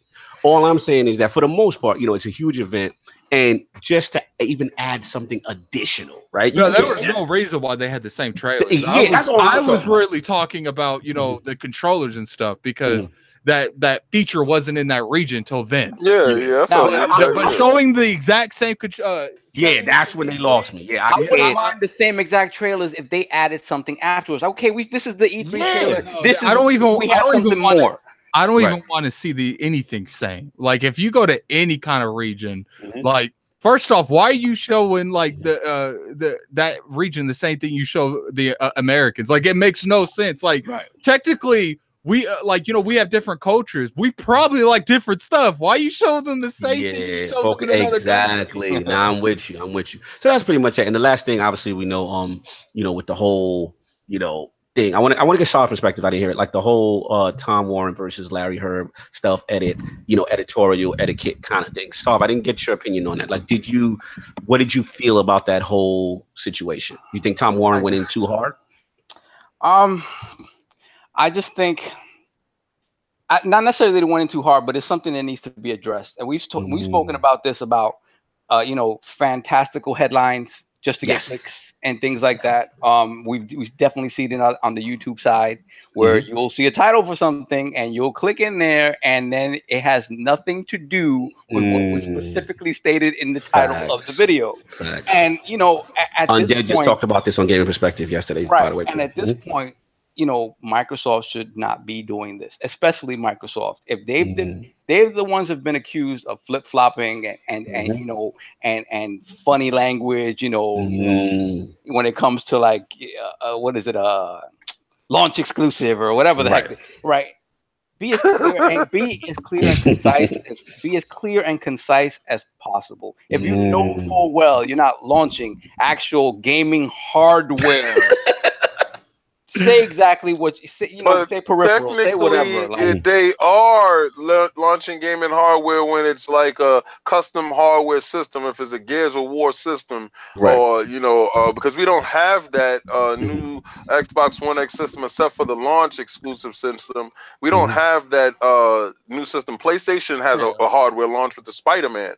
So you have to understand it's a different SKU. Well, so it is a different hardware. But you know what you're generating when you write that a certain way, and that's the thing. It could have been totally purposeful. It's clickbait. But of course, if we're talking about it. So that was the whole agenda. Get them talking about hardware. They're launching hardware. So Phil just talked about hardware. Are they coming out earlier than the PlayStation? It's so. Yeah, Kratos went. If that was what Kratos went in. Oh, when that happened, Kratos went bonkers, and he started. People just started. If that was going at him, if that was like a legit, like on purpose, like I don't even understand what they thought they were going to get from that. Like, what views and person? What person that actually keeps up with this stuff? Let's be real here. Does anyone in this panel think they're going to announce the Scarlet at Gamescom? No, I mean anybody, and I agree with Santo. Any hardcore gamer with common sense knows that was not a Scarlet. Not the layman, though. But not the layman, and that's where I got to. And I do think there is a journalistic responsibility that has to be kept. And the only thing I do agree with Warren is that this is not the first time though, right? Microsoft has done this before, and you're like, yo, Microsoft said such and such, and then you send your man the article. You're like, wait a minute, hold on, it was right here. Now I don't see it no more. When it says such and such. So I think he went hard, but at the same time, there is a level of journalistic integrity, and this is your base. You have to be very concise. You got to be very clear because people will run with it. Now, to your point, do you think it was clickbait? Do you think it was maybe this is some grand marketing plan to get people talking so they tune in to Gamescom to see if Microsoft's really going to announce? I mean, how quick was it corrected? Like, very quickly. That's the thing. It was roughly about 20 minutes. They had to correct it. Yes. 20 minutes for it to. Oh, come on, that's good. That's a lot of clicks. 20 minutes. But listen, y'all talking about something I really don't care about. I know there's an agenda against Larry Herb. I've noticed this, and I see it. Against the white gloves. Yeah, it's an agenda against this man. They feel like he's a dinosaur and they want to move him out. So any type of thing that they can attach to him that's in a negative fashion, they're trying to push him in a get him out of here type of thing. Let's get Microsoft younger or whatever. Larry Herb is our uncle.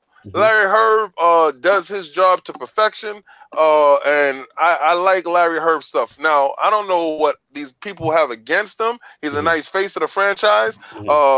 You have other faces of the franchise for PlayStation. Remember that fake Larry Herb that they had over there for the commercials? God. He's gone, right? They threw him in the bushes. Larry is here to stay, and until Larry wants to step away, leave Larry alone. Paul said Larry needs to be put out to pasture. I've heard this. That's the real thing. That's a real thing. Hashtag not my uncle Larry. Yo, they going in. That's the real thing. That's a real thing right there. And the chat is telling you exactly what the consensus is, and I've seen it, and I'm like, wow. And that's the only thing I can say is wow. Larry held down the fort through the good and the bad. Let Larry reap his rewards when Xbox launches the next system, and then maybe he can go out the pasture. But leave Larry alone. Let Larry walk off on Larry terms. I don't have an issue with Larry. My thing is with this in particular. If the goal was to get people talking about it, right? It's attached to him. If the goal was to get people to talk about it, they did that, but for such a short period of time, like for it to then be like, retcon, the whole thing retcon. Yeah. That just, why don't you announce it closer to Gamescom so that it has a bigger impact then? So that people really can be like, well, what are they announcing? Like, oh my God, what are they announcing? Is going in. There's like, Larry needs to go. Larry Heard. Look at with an S. Yo, racing Larry Heard. Larry Heard. Yo, Lord Undead. Awesome. I love it. I love it. We talked the subjects in there. What do you feel about Major Nelson? Like, in general, where your stance on this? I have no stance on the man. I don't care if he stays, if he goes to Sony. I don't care. Whoa, Lord Undead, your opinion on Major Nelson. Oh, Major Nelson. I don't know. I feel like when you watch Inside Xbox, I feel like Larry's retirement time is coming. Oh, wow! I feel you watch Inside Xbox. I feel like he'll eventually step away, and you'll see Graham Boyd probably step into his bongos. And they've got a really talented group of younger guys. Like just looking, if you watch Inside Xbox, there's a lot of talented people involved in that show, and there'd be a lot of people that would be willing to do the step up. I hate that show. And Larry's been in the industry for a long time, and I love the fact that he absolutely drums up the glove meme. I love that he lives for that. Man. Larry is the clean. He's the pristine. Larry is the. You can't have a new system launch without the gloves going around. Come on, man. Larry is the magic man, baby. Like Larry is clean. Larry is the Mr. Rogers of Xbox. Yo, you know what?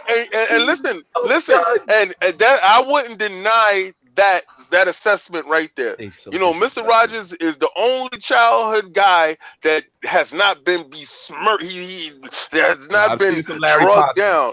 I love Larry. Blizzard says hashtag save Larry. All right, we're seeing some Larry love a little bit. I was getting worried. Yeah, come on, man. It's like, listen, I don't like that Inside Xbox stuff. I don't like it. It's canned stuff. Larry's not good for that. Let's remove Larry off of that. But when Larry giving you games of the month, and when you're looking at what's coming out for games of the month, and he's click and go, and Larry's reading off that prompter, Larry is the best in the business of making that part happen. Yes, he's clean, man. I love Larry's professionalism. I think what it is, I guess sometimes you have to disconnect. But at the end of the day, he don't have an off the top though. His freestyle is garbage. When it comes to stuff like this, that's debatable if it was on accident or not, but when it comes to like live camera, how many interviews does this man have a year? When's the last time he did a PR nightmare? No doubt. Like never. Like I can't even. Like when's the last time he said something that people latch on to and misinterpret because he knows how to handle questions, and if it's not right, he'll just be like, I don't even want to touch that. Like we got. Thank you. I guess it's hashtag save Larry then. Thank you. Let's see. That's all I got. If anything else on Gamescom, so we can move on. I just laugh how it turned into a Larry. Yeah, it just turned into Larry out of nowhere. This is kind of hilarious. I mean, we go all over the place, baby. We all over.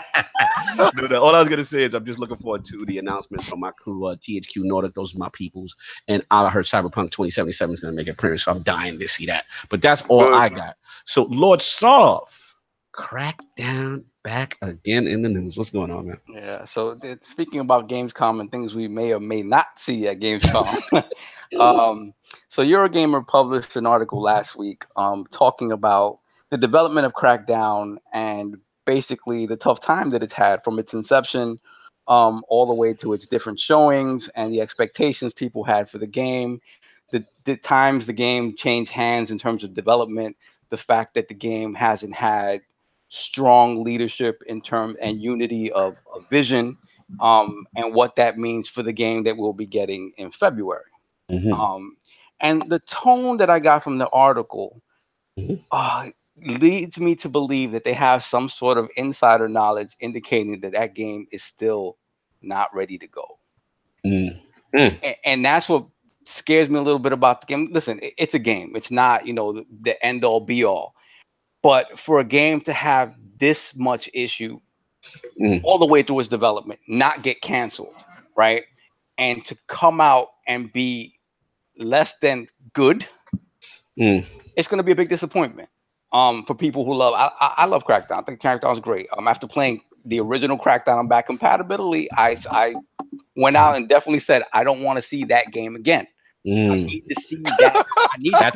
That's what me and King saw. Yeah, that's what we saw. That's what we played. I was there with you guys. I saw it. I played. You was my bad. I was there. I forget you. I don't want that either. And there's something specific in the article that Phil Spencer said that he said, listen, this last delay came from me playing the game. Two things, right? It came from two things. Me realizing that the release window that we had for it now would be insane, right? It's absolutely insane to release it in the fall of this year. It we called it the blast zone. Exactly. It is a blast zone. The blast zone. Now, beyond that, that's a valid reason. Beyond that, he said, I played the game and I love Crackdown and it didn't feel right. He was head of development on the original, or was it the second Crackdown? Wasn't he overseeing Microsoft games at that part? He may on the original Crackdown. Timeline that's what he said in the video. Yeah, okay. He said that in the video that he was ahead, and that was part of one of his babies. That's what bothers me about that last statement is that a year out from launch, less than a year out from launch, you're saying the game doesn't feel right. So what I gotta ask you guys is, what game do you think we're getting in February? I don't know. Let's get Undead on this. The thing is with Crackdown 3 is like I've covered Crackdown 3 exclusively on the website, all the bumps and all the things issues that have gone on with it. And there was 3 companies working on Crackdown 3 originally. There's Sumo Digital, there's the one that escapes me right now, and then there was the Cloud Engine, which was handling all the multiplayer destruction. Well, the other one developer dropped out last year. Cloud Engine just the head guy, whose name was head guy is Dave Jones. Dave Jones on Cloud. Yeah, Dave Jones. He quit, and he is now part of Epic Games, and he's part of the Fortnite movement now. And his company went with him. So Cloud Engine's now part of not part of Fortnite. It's now part of Epic Games. So that Epic Games is using that company to their full potential now. So the only people that are still working on Crackdown 3 is Sumo Digital, which they do a fantastic job. They have some great games in their catalog, but I don't know if they've got the scope to deliver on the promises that have been sent with this game. And Lord Undead, I heard that shout out to Jez Gordon, that's my dude, Xbox 2. Yeah, through Jez, I heard that the single player is still being worked on. Currently right now. As far as it sits, everything is still being worked on. From what I know, and Jez would have better sources than I would in that regard. But as far as people are saying that this game is still far off, they need another delay, but they can afford to delay this game again. It's a running. Let me give a shout out. Let me give a shout out to Xbox 448. We were talking about this yesterday, and I got to give a lot of credit to his insight on certain things. But I went back to the original source of the game when they showed the game, and they showed the game in its form when it was doing the destructibility. Remember when they shot down that building and the building fell in the slow motion and everything was breaking around it? All right. Now, look at the graphics in that game, right? And I don't know what system they were using, but it made me feel like Trip Hawkins was back, and Trip Hawkins was finesse live in the flesh. The captain of the finesse team, Trip Hawkins, was actually. Listen, I've never been finessed in the fashion of Trip Hawkins. Trip Hawkins was a master showman. He was a magician live in the flesh. He showed you things that really wasn't there. He lied in your face with a smile and got it across to get those guys to sell and buy. He loved Trip. He loved Trip. Listen, I know he does. And I got no problem with that. But that man is the ultimate. If you want to get something sold, you bring in Trip. Trip is going to get it sold no matter what, because what you see is not what you get, but what you get is not what you see. And I think they did that, and they thought they can reach that goal. I saw that original video again yesterday. And after seeing what we got now, the systems that in the games that we're playing, nothing looks like that game that we got now. And I don't think until we get the next system, it would look like that.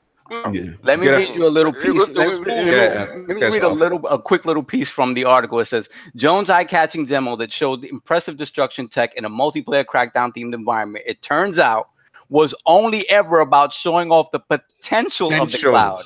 It was never intended to represent gameplay gamers might actually get to experience. Yeah, that's what has me worried. worried. That's the problem. That's the problem. We're married to that. Killzone 2 all over again. Well, that's the thing, though. Is like when people don't understand what Jones is like. His whole purpose wasn't to make Crackdown 3 the most amazing thing ever. He was trying to sell his cloud engine software, and he was using Crackdown 3 to sell his cloud engine software and how well it runs and everything else. And Crackdown 3 demoing well would have done really, really well for him. Right. And everyone everyone went full in on that company after that first show. Absolutely. Now my question you Undead is, do you think that is a finesse? Do you feel misled after now the layers are coming off due to this Eurogamer article? That's all. Look, I'll be honest with you. I never had an interest in Crackdown from 1, 2, and 3. Like there's no interest there. However, on the technological standpoint that they were trying to achieve with 3, it picked my interest because thank you. I mean, you're the same. Yep. Go ahead. Yeah, because like the what this could bring to other games if this was to pull off would be amazing. Dude, let me jump in. You got me excited. Dude, like I'm in the same position as you, Undead. I am not a Crackdown guy from the very beginning. Even I think I only bought the first one. Wasn't it a pack-in with the Halo 3? Yep. And that's the only reason why you brought it. Yep. I did not care about that game. It did nothing for me. No disrespect to the people who love it. It's just not my cup of tea. Right? I'm like, I'm getting that Halo early, so I guess I got to play this game. So, with the whole thing is, I agree with Lord Undead completely. When the cloud destruction part was announced and debuted, from a technical standpoint, because I'm a techie, that excited me. I'm like, okay, so finally we can see some real world implementation of quote unquote the power of the cloud. Right? Look. The first thing my brother thought when he saw that, I know King David's gonna get a kick out of this. He says, like, we are one step closer to having an open world Hulk game. That would be total destruction of a city running loose with the whole, and it just gave. Remember, they were like, "Yo, the assets are all being done in the cloud," and you know what I'm saying. We 20 times the computational power. Yo, you know what? That set Microsoft up for a huge fall. Yes. But that's gonna lead into my topic, and I'm gonna do that later. But I understand what that did for Microsoft at the time and for the sale of that software. Yes, of course, he Trip Hawkins the hell out of it. He did. All right, he did. And maybe it doesn't come out this generation that software works in the capacity or the form that he wants it to, unless you have optimal a CPU power to do that across the board through the cloud and let those computations come down. Right? Okay. Maybe it doesn't happen then, but maybe it happens in the future. But that man sold his software, and he did it in a very spectacular fashion that he fooled millions. And then he dipped off, and now he's with Epic. So he got a bag. He got his bag, and he's out. And you know the best part is his official job title at Epic has nothing to do with cloud engineering. No. He is their esports director. Like Jones. To be fair to him, though, it wasn't him finessing that and just moving on. This is part of the problem that the game has had through its entire development, that it's changed hands a number of times. Yeah, that is correct. So it isn't necessarily his fault, because he said once the Sumo people came on and became the primary developer, like his involvement in the game was only advisory. So his involvement just continued to diminish, not necessarily because he chose it that way. Yeah. So, it's just one of those things. This is another thing that's interesting to me. So they recently talked about, getting the game to the finish line and what that means, right? So they put Ken Lobb in charge of making sure that the team maintains focus. Like, how did you not have this type of person in charge from the very beginning, making sure there's focus and you're hitting goals that are hittable, right? And it just seems like everything from like in inception of the concept, how they wanted to expand on the concept to its execution, there was just nobody was on the same page is what it feels Sovereign, like. can we agree that Crackdown is really the B team? Oh, yes. Well, so right. yeah, No, people are it's concerned. the B team. People are concerned with sumo digital handling a title like this. Right. No, I'm talking about when I say it's the B team. We all know Microsoft has Big Mac, fries, and shake, right? So that is the A team. Right, we can agree to that part, right? That Halo, Forza, and Gears is the A team. Crackdown is part of the B team. Fable, Crackdown, and whatever the hell else. I don't know. My concern is them not wanting to make it more than what it is already. But see, I disagree with that part, so only because the only thing that gives me a little hope is when Phil himself plays it and is like, "This is not a go." I think it got out of. I think it got out of control. When the expectations of the B teams, when I say B team, I'm not talking about the development team. I'm talking about the how they view it. This got a budget of this, and let it be that. I think it got out of control. Soon as Scalebound got canceled and expectations of this game, right. So they said, "Damn, even if we wanted to cancel this game, we can't. We can't. Not with the climate right now." And let me just get this one point off, Ken, because you're making fantastic points. The thing too is just like, again, when I see the comments from Phil, and like I said, he said, he's like, "This is not a goal. Let's put some more time in." And now this Euro game comes to, and let's be honest, like, Phil really has been transparent with this whole situation. Like, usually when bad information to try to get sources, like Eurogamer is getting the sources. So clearly he cares about this game enough to try to get this out there. The only concern I have is which the elephant in the room is kind of the Titanfall 2 syndrome. Look at that release date also. You know what I'm saying? You're still putting it in a bad situation where it's not. They need to attach it. They need to do what they did with the other one, with putting like a Halo or some type of demo attached to this game. And nowadays, you really can't do that strategy because most of the games is being purchased digitally, and most of the games, all the games now, is going to Game Pass. So that strategy is a dinosaur now, is a relic. It can't be used. So the way that they was shoehorning this Trojan horse game to you before, that can't be done anymore. So how can we package this game to get it to us? And I think Game Pass is the perfect way to Trojan horse that game to you. Probably so. It's because basically, it's hella high water, and they're figuring, hey, Game Pass, maybe we'll give them games. We didn't get added. This is real quick. And this is the thing, though. So do you guys think if Phil touches that game again in January and he says no, it's not ready, do you think he moves it? This is what I say. And I got to jump on this because this is going to lead into somewhat of the poll question. But the thing is, I say, yo, if it's still what it is, we'll just save that to Scarlet. Let's move this to Scarlet. Like, it's clearly not ready. It's clearly still having issues. If the computational power is not there, or just change direction. We've seen this with titles like Rise. Remember, Rise was like a Connect game, if I remember, when it first announced. There's nothing. Look, I understand from an egotistical standpoint and from a perception standpoint, right? It doesn't look the greatest. You delay it again. But what's the alternative? You put this thing out. It's a 60-something Metacritic. You know what I mean? And you're gonna get killed again. And another Microsoft first party that didn't do it. You know, so that my thing is just it's okay. I mean, unless financially it's really gonna kill them. You know what I'm saying? I say Xbox Scarlet. Go ahead, Attic. I hear you in the back. I think you would probably have to rebuild the entire game for rebuild. Listen. Do it. If this game isn't ready by February, I'm sorry, they just need to cancel it. Like, let me get Undead on this. That last part. I'm dying to hear his perspective on that. Well, see, with Crackdown 3, like I'm still one of those people that think they should have kept time on Scalebound and they should have canceled Crackdown back then. Because honestly, like, you can't take 3 different studios and put them all together and then just hope that a good game is going to emerge from it. And that's what they tried to do with this. They didn't try to coordinate. They didn't have someone that was running the show of all these 3 studios. They had 3 different studio heads, with Jones doing like a kind of overseeing this is kind of what's going on. They kind of had a couple of guys in observation roles, but you didn't have someone that was like telling Cloud Engine, this is what I need you guys doing. They didn't have somebody sitting there going, this is what I need Sumo Digital doing. You know what's sad?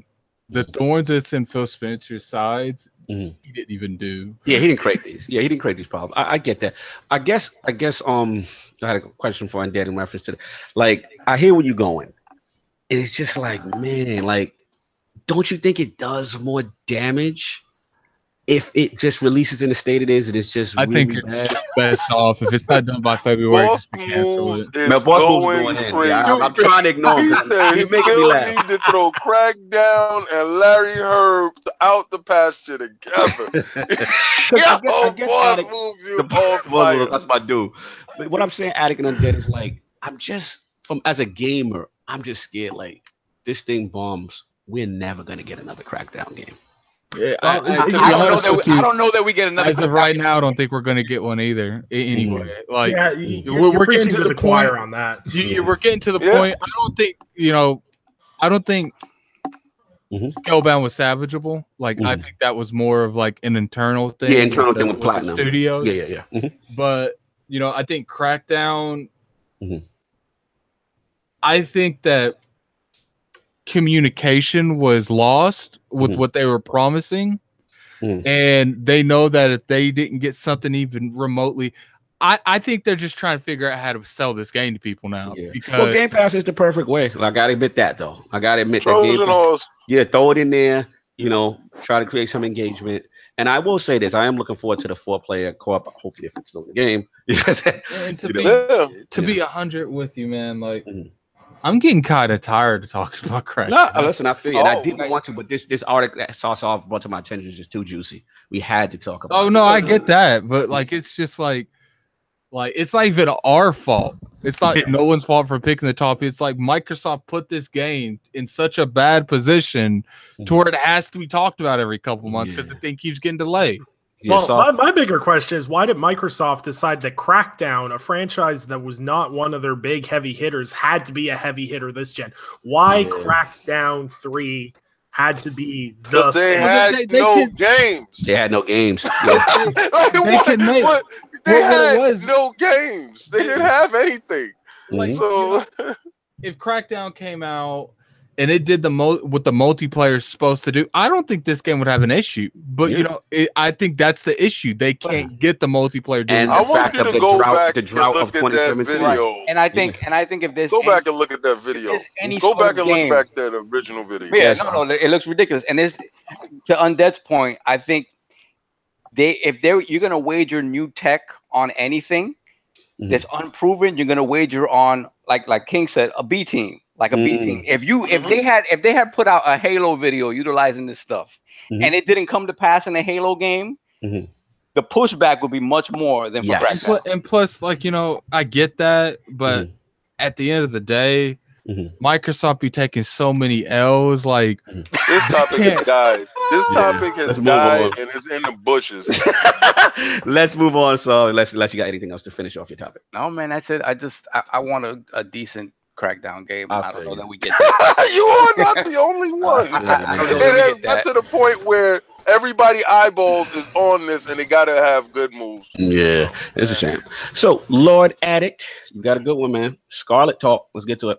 I just want to briefly go over this because I don't want to go too much over, but with the Scarlet, whatever it's going to be called, what do you think is required at launch for this system to be successful? I want to jump in, but we got to guess. Go ahead.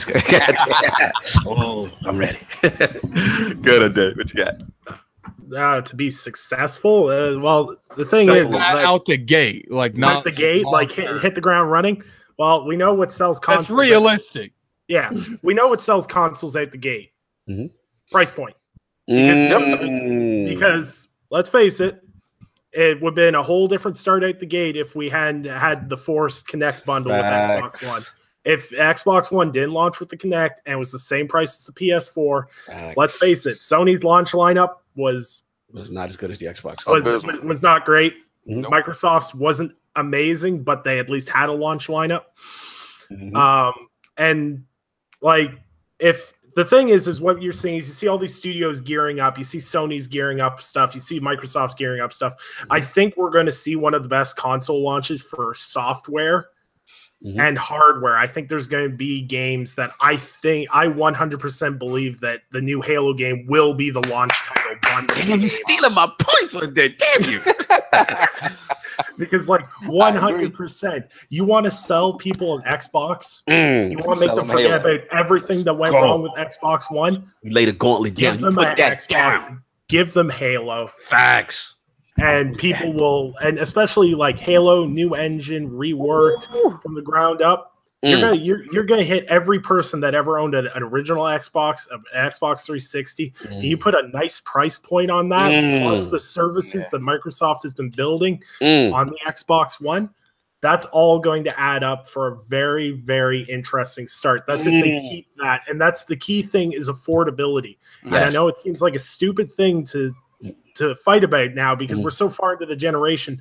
Everything's almost pretty much the same price except for like the Pro and the X are like $100 difference.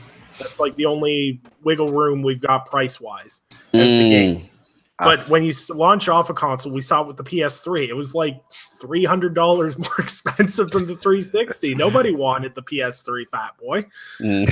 But that's the thing is like price point and software are huge pushes, and that's why if you look at the numbers of the Xbox One and the PS4 right out the gate, they weren't fantastic, and that was because because a lot of the games were still available on PS3 and Xbox 360 for a while, and the launch games were like they weren't fantastic. So they're looking to give you a reason to buy it day one because Microsoft realizes that they can't catch up this generation. They got to start focusing on next generation. Facts. Yo, let me jump in, and that got me hyped. Stole my price point thing, but it's all good. Great minds think alike. Yo, straight out the gate, man. They have to have, first of all, Addy, I love this topic. Straight out the gate, strong launch lineup. You got to follow like that Switch and that Dreamcast script. You got to have 8 to 10, you know what I mean? And Halo Infinite got to be part of it. I mean, it doesn't have to be, obviously, if they have another big game that's good, fine. But if any possibility that Halo Infinite is ready, I'm with Lord Undead. You have to throw that in launch. You put the gauntlet down. This is our baby. This is the new engine. This is what you can do. So that's one. Two, this is a king move. You got to demonstrate power. You got to showcase why I need to even jump to this, right? Because at the end of the day, as much as we love the X, we can't say outside of the multiplats, right? Because the multiplats you'll see, Wolfenstein, oh my God, 4K 60, this one, oh my God. But for the first party, we haven't really seen that game. And still, I'm not disrespecting Sea of Thieves because the water looks fantastic, game HDR, but you need that graphical showcase game because I look at Sea of Thieves as more of a cartoony art style. You know what I'm saying? You need that. You need that God of War. You need that Horizon Zero Dawn. You need those that games that show off their hardware. Like when you see this, like I've never seen that before. You need those kind of moments to say, okay, this is why you're gonna get that 400 or that 500, whatever it is, right? And then the third thing, which I'm pretty confident they're gonna do, is the forward compatibility. You got to make sure, yo, you good. If you have your, everything's coming.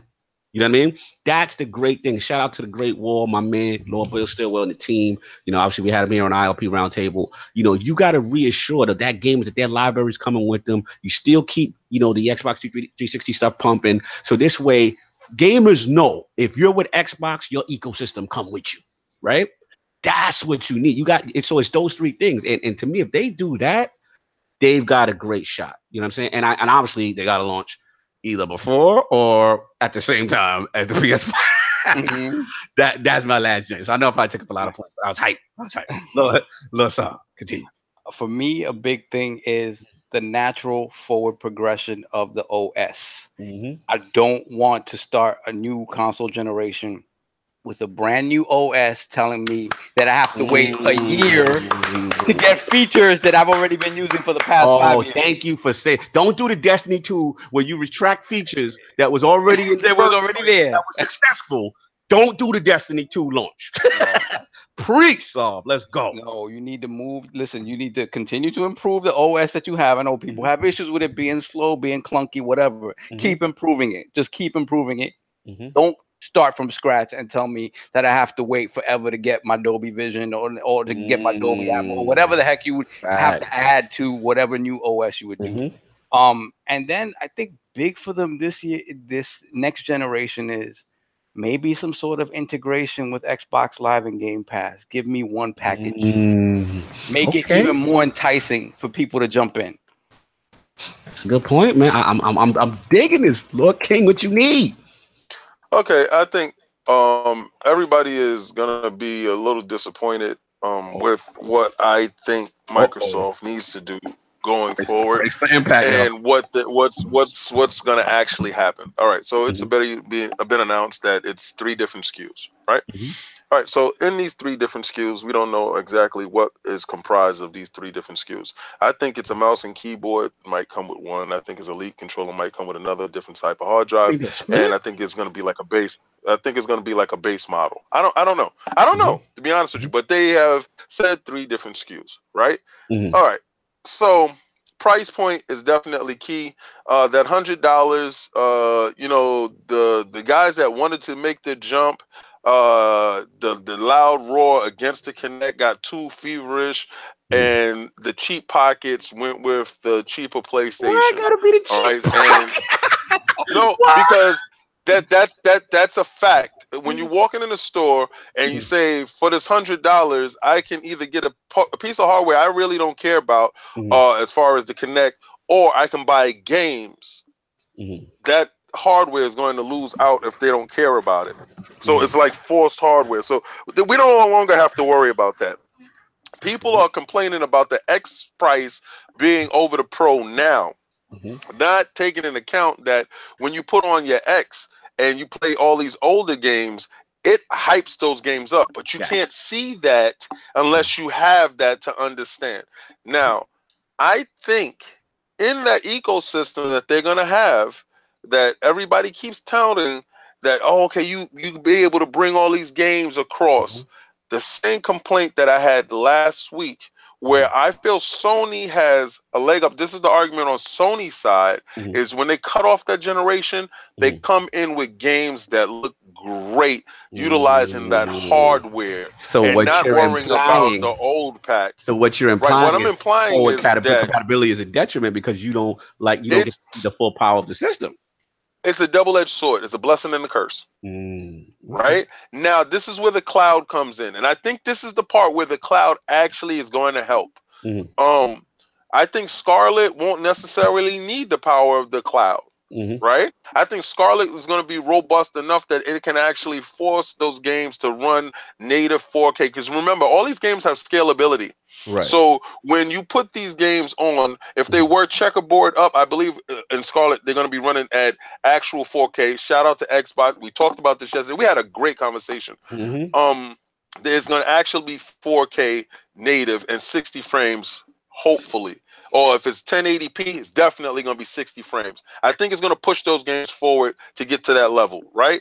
And then the cloud is going to be used for older Xboxes because remember, they don't want to exclude anyone. They're gonna be saying stuff like, "Oh, well, if you have an Xbox, these games are still playable on your system with the use of this." And I believe that package comes in. That's how they're gonna sell you on that package that Sovereign is talking about: Game Pass, Xbox Live with the power of the cloud. You know, and that can get across that way. I don't think going forward, nothing is going to be more important than price point, and I definitely do not believe Halo is going to be a launch title at all. Do you think it's not ready? Okay. No, I don't think so. But I believe they will definitely have something in the form of a Fable.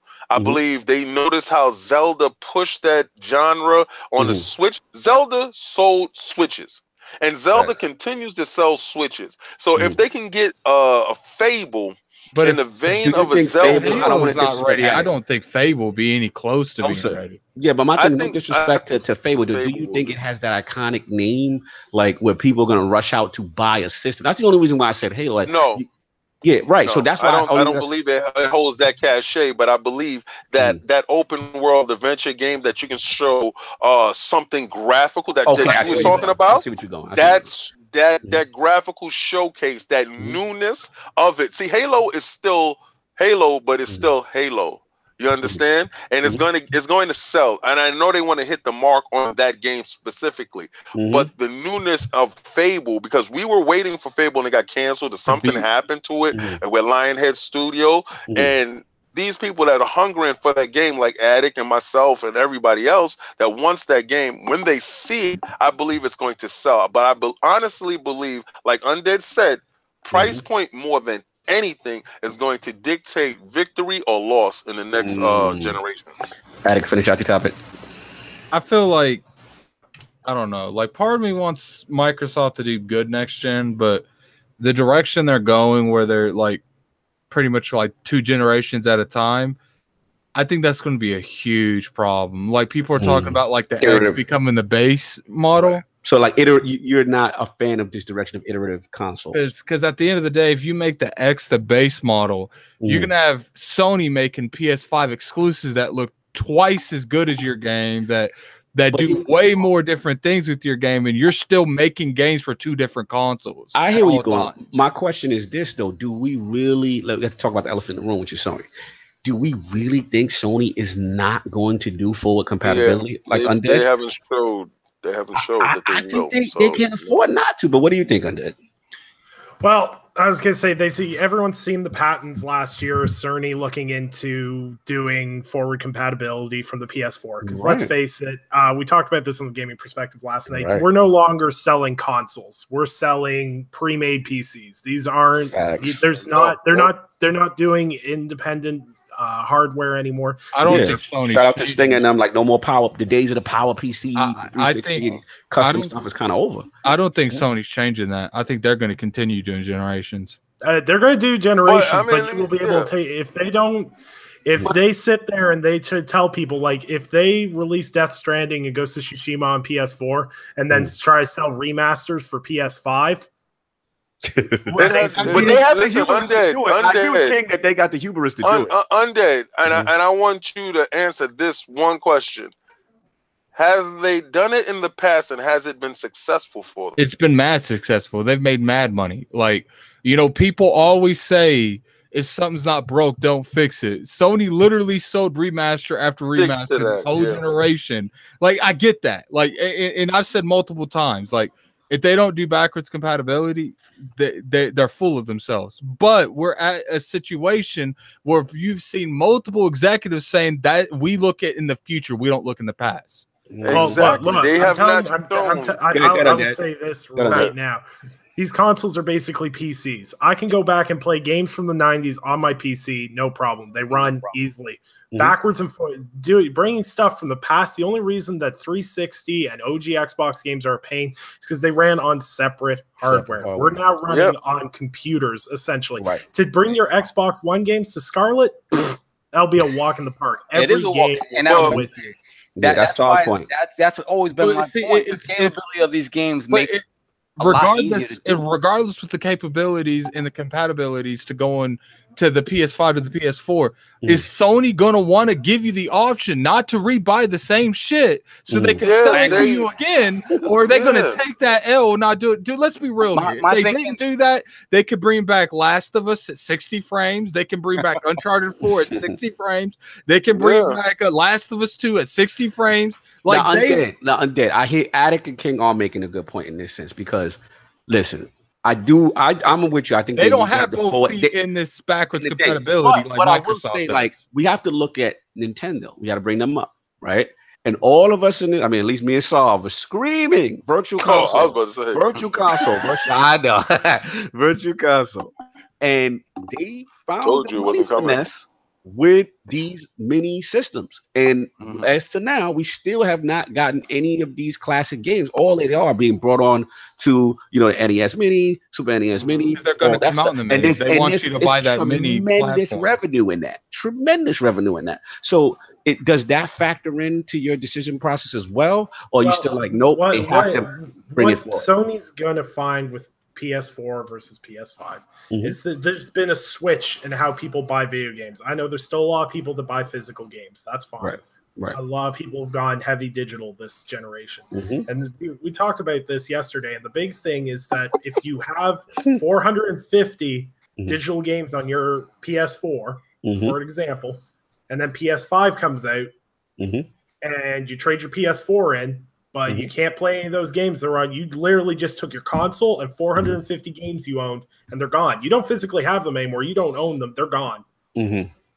I think that itself would be a horrible move.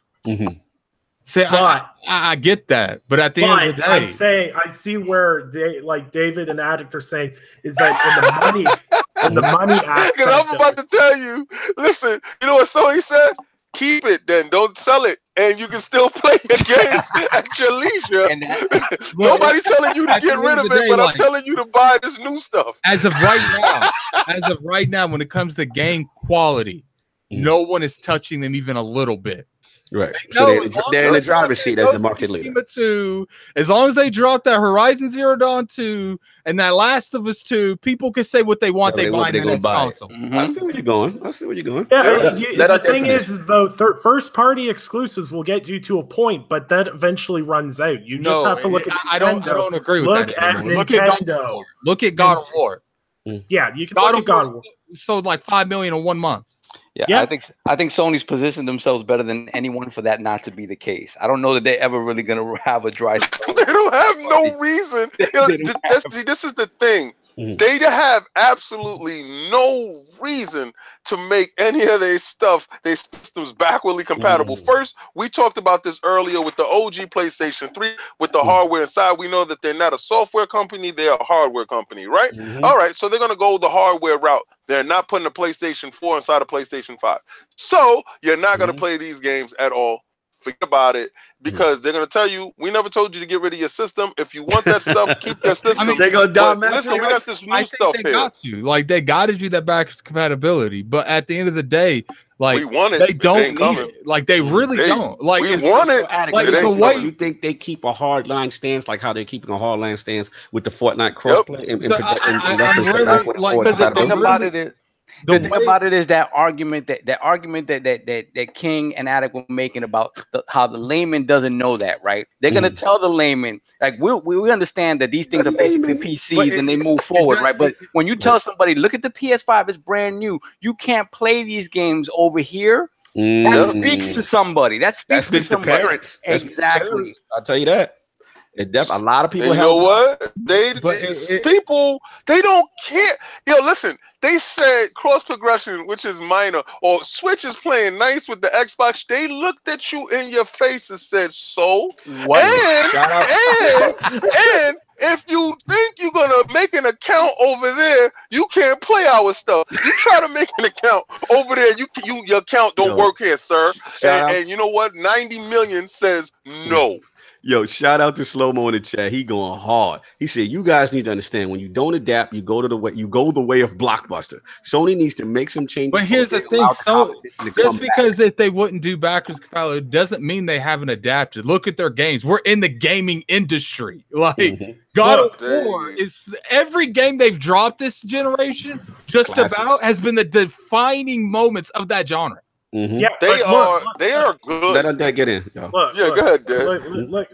The thing is, I will scream this from the rooftop. Sony has amazing first-party titles. God of War is my game of the year. I gave it a 96 on my review for it. But what people need to understand is that these single-player games, while they have huge success, Horizon Zero Dawn, God of War, these are exemptions. They aren't the rule. That is true. Facts. Look, but at the end of the day, sit there and say God of War sold 5 million copies in a month. That game spent 5 years with development, right? But y'all keep saying this like they're not gonna have cross multi-plat games. This is the part that makes absolutely zero sense, right? Okay, we're talking about the fact of if it's gonna be backwardly compatible.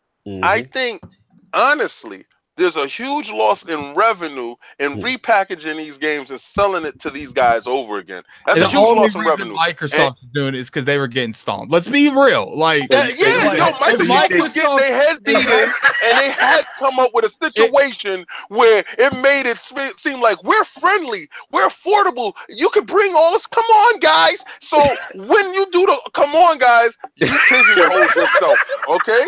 And that's why you come on. You know, and I know that they are pigeonholed, just like Addict said. All right. They are pigeonholed right now. They are stuck. So you're gonna say, yo, is it possible that they can bring that power that you can see? I can tell you this. That Xbox could be, that Scarlet could be way more powerful than that PlayStation. I can guarantee you that PlayStation 5 will be able to show you that power if it's not backwardly compatible, like 100%, and get every drop out of that system in the beginning. I get what you're saying when it comes to that, but the way that it's looking right now, it's looking like, I would say Horizon Zero Dawn 2 is going to be a launch title. But like, I think right now, because the topic was about Scarlet. I have no clue how we got on PS5. It's crazy. We're crazy, but they're linked together. Right now, the thing that is the most important is when it's coming at, how much it's going to be, and what it's launching with. Facts. If I'm sorry, if Xbox doesn't have Halo out the gate, a good Halo, they're not getting out the gate. What if it's another title that maybe it's a new IP? Or it doesn't matter. What if something drastic? I feel where you're going, and I'm actually with you. But what about the alternative perspective? Is what if it's like a new IP that looks phenomenal? See, here's the thing: like, even if the game is good and gameplay looks phenomenal, Microsoft has done nothing to show me that they know how to present games this generation. Okay, fair enough. Yeah, but I think the argument with Microsoft this gen has been that they have no new games. If they launch their console with a brand new IP, that's what I'm saying. Like, what if they have their Horizon Zero Dawn or their God of War? That's a new IP that looks spectacular. Doesn't that kind of get you confident? Like, yo, they didn't do how spectacular can it look if it's held back by the old system? But how spectacular is it gonna look? This is like, how spectacular do you really think it's gonna be? Such a foolish. Get me Undead. Yeah, dude, we've been making. Why do you keep making this argument? Like you make the argument is argument, and you're not a layman. Like, you make a layman. No. Listen, I'm not a layman, but dude, I want you to take the bias. Are you guys referring that a layman's a casual? Is that what's going on? Yes. Look, let's be real here. The majority of people buying this game out the gate, because that's what the topic was. Okay, but that's perception. They're saying it like it's fact. It's not fact. It's just perception. I want you to really look at this. Let's be real here. How many casuals do you know is going to go out and buy a game day one? Get them solved. Day one. Talk about that backward compatibility solve. Listen. How many casuals? No casuals. Day one is all hardcore, right? Day one is hardcore, right? But that's what I'm saying. If you go out, that's what we're talking about out the gate. Now look at the casual market. That's what we're talking about. Look at the casual market when it comes to. I said out the gate. That was the whole conversation. That's not what King's talking about. But he's talking about a different. Y'all both talking about a different subject. I'm talking about what King's talking about. We're talking about two different things. Two different things. King is talking about the graphical fidelity being held back because of the old systems coming forward, and you're talking about launch. I think they need to reiterate what they exactly mean by that, because I just like they're saying that no console will be left behind and stuff like that. Can't be for generations going up forward. It just can't. See, what Addict wants and what I know what needs to happen. What Addict wants and what I know what needs to happen is there has to be a cutoff, right? This is the reason why, and you're gonna understand this part. This is the reason why. When you're gonna tell me that they're gonna lose, because y'all keep going with this PC stuff and the sliding scale of the graphical power as it goes on. I have a hell of a PC right here. Yeah. All right, and I know that I can play Destiny 2 on a lower form PC. There's requirements for it. So you go. Let's say we go base. I know where you're going. And now I can play it at the highest form. Let's say Scarlet is its highest form, right? Now, think about the game that says the requirement is only the highest form and base can't be done. This is where I agree with you, King, and I hate to cut you. Where I do agree with you because we're going iterative, right? This is almost mimicking cell phones, right?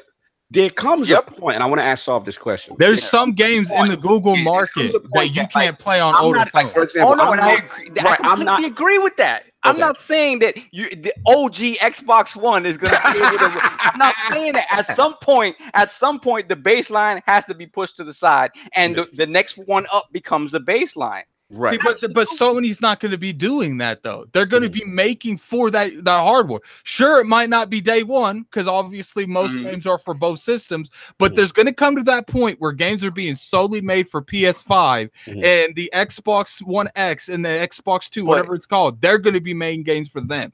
But this is the thing, though. You're still assuming the PS5. You're assuming the PS5 is some bespoke piece of hardware with some crazy, ridiculous engine in it.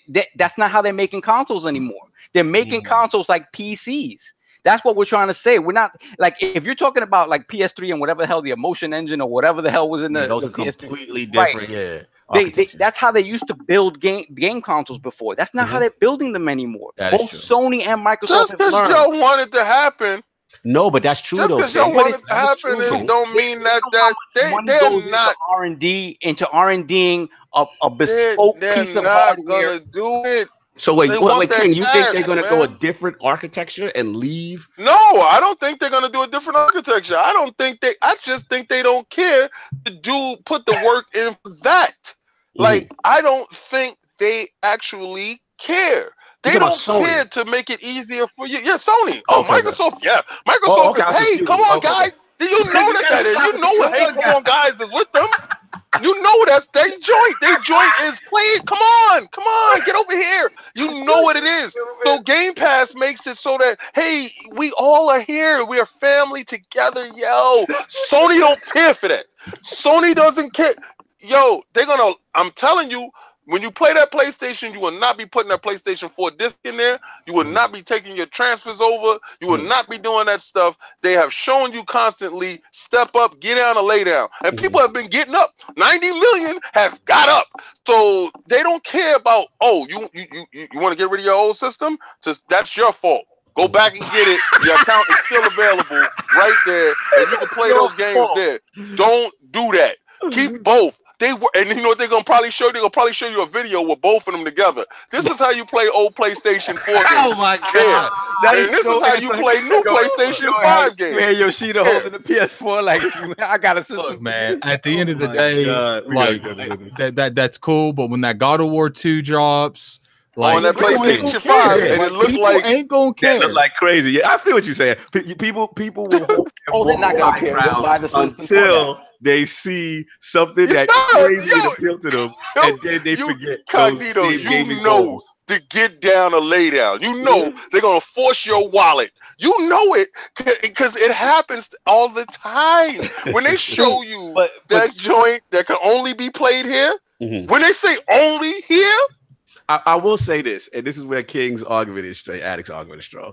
When you're in the market leader, you're in the position of power. History has shown that those companies tend to be a little arrogant and anti-consumer because they're in a position of power. As long as they don't come out there and do some dumb shit, they're going to be fine. Point, like that, you get to the point, like it depends where their hubris meter is. Wherever the hubris is still high because you can't play with Fortnite.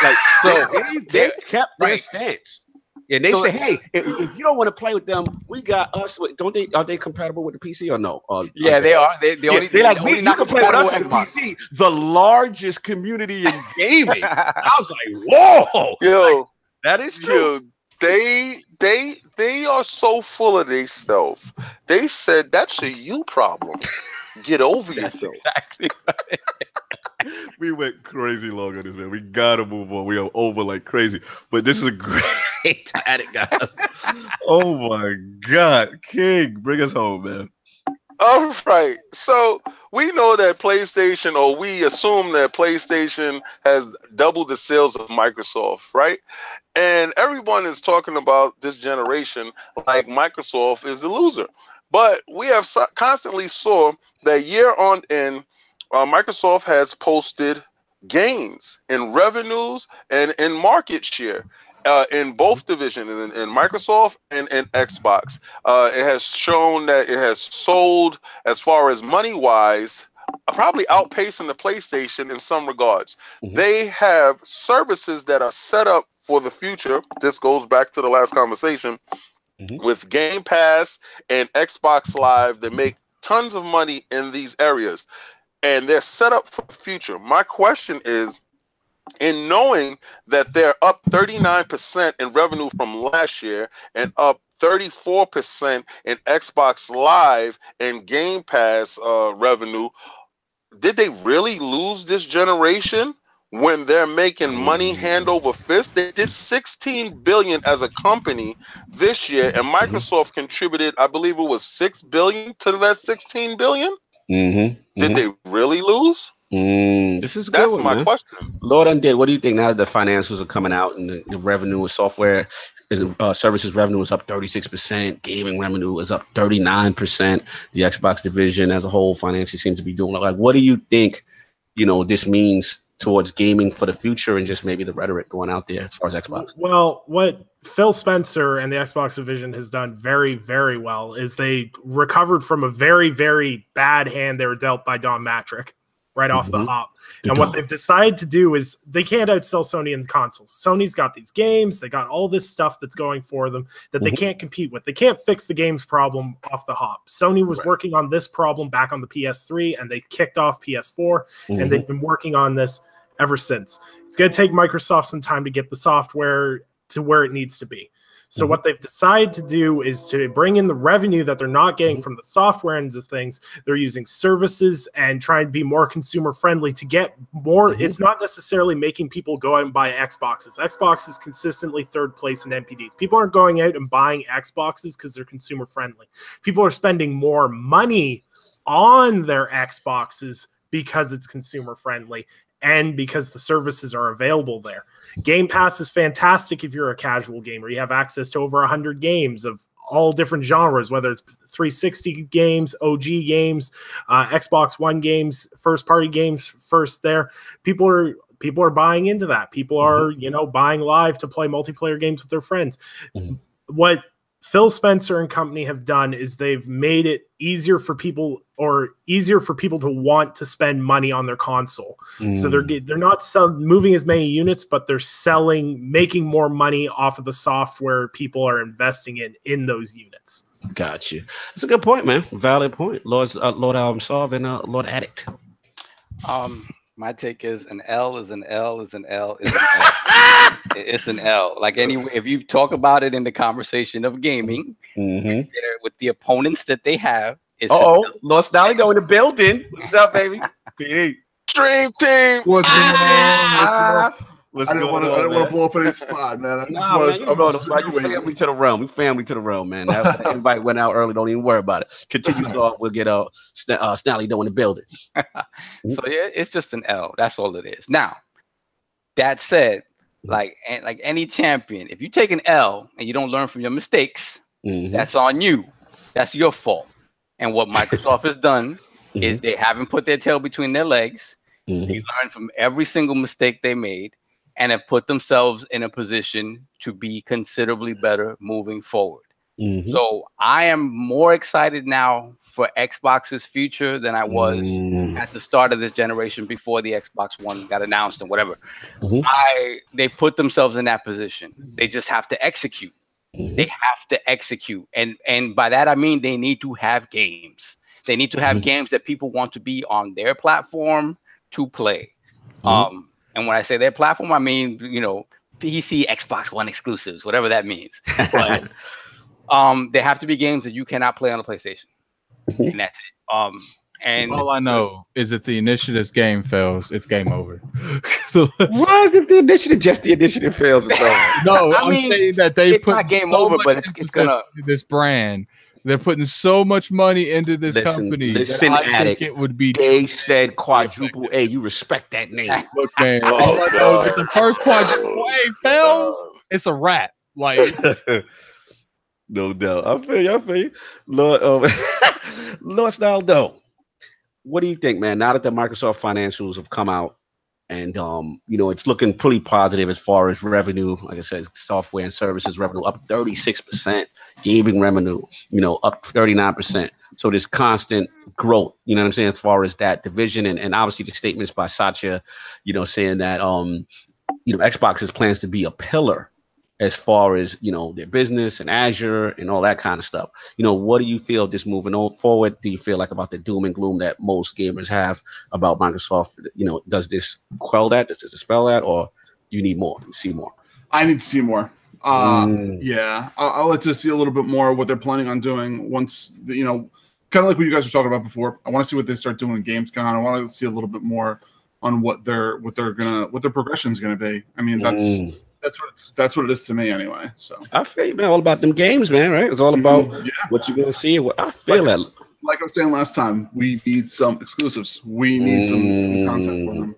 No doubt. I'm with you, man. I'm with you on that. Lord King, this is your topic, and then I'll jump in before you finish up your topic. Yeah, I mean, listen, I'm with Snaldo in the sense that, like, yo, you know, this, first of all, it is great. I'm with Solve in the sense that this is great news, right? It dispels the myth that, you know, the Xbox division is so much trouble, doom and gloom, and, you know, a lot of the fanboys kind of run behind that rhetoric. So that's good to see, and it's good to see the commitment we see, you know, Phil at the top of the table now, right? That's really positive. You know, gaming related moves, the E3 Infinity Gauntlet moment, you know, where they had studios announcing. I loved all that stuff. It gave me, like Solve said, tremendous positivity for the future of the brand. And yeah, 10 billion in revenue ain't nothing to sneeze at, you know what I mean? So, like, but like Los Naldo is like, it's got to transform into games. At the end of the day, you know, it's great that they're doing well. It's great that Game Pass is knocking it out the park, and all that. But we got to see it, you know. And once we see that, that finally puts that stamp down.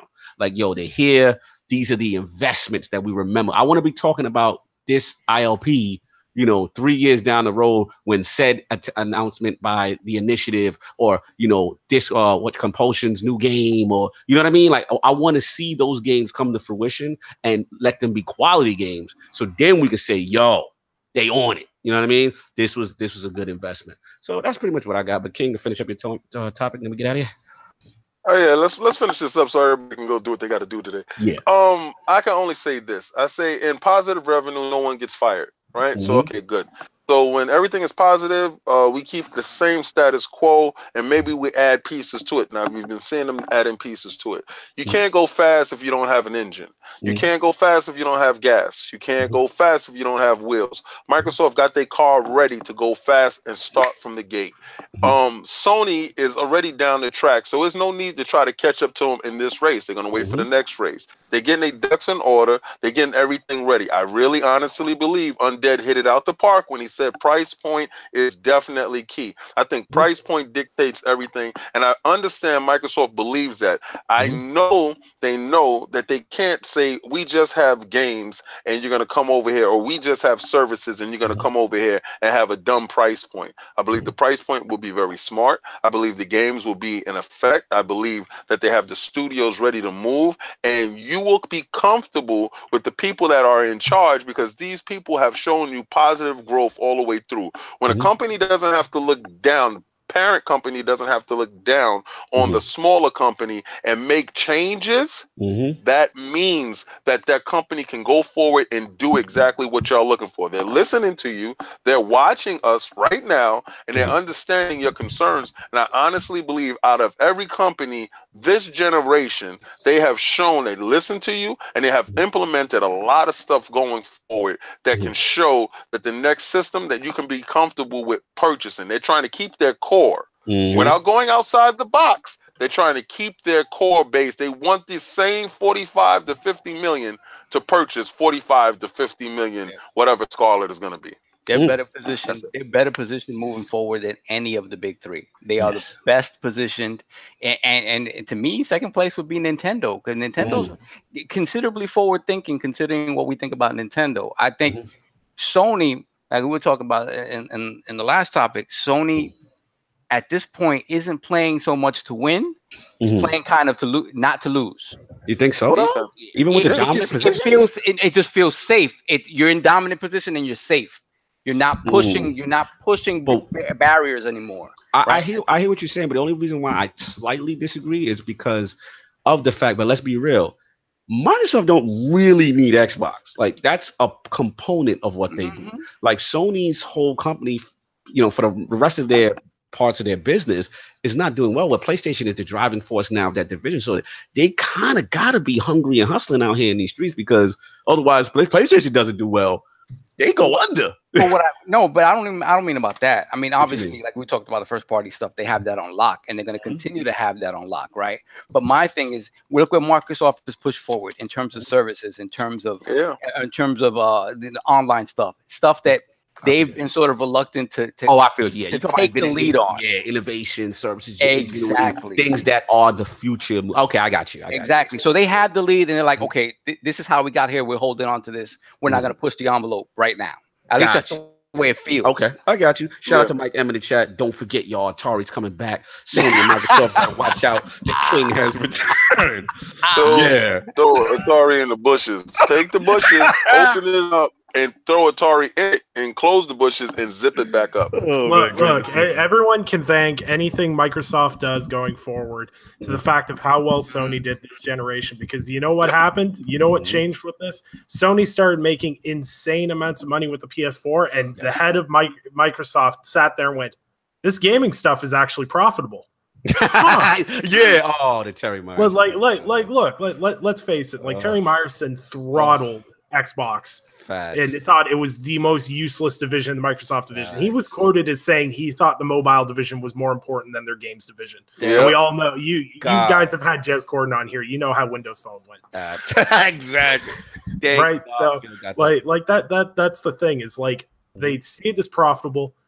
They want a bigger part of the pie. And that's the thing that they're going for. The head of Microsoft has straight out come out and said the gaming is more of a focus for them going forward. They bought Beam, turned it to Mixer, and Mixer is actually gaining some traction. They're doing things right. And that's the thing, is I think it's going to take a couple of years, but I actually think the Xbox One is in a better position going forward than they were with the Xbox 360 heading into the next generation.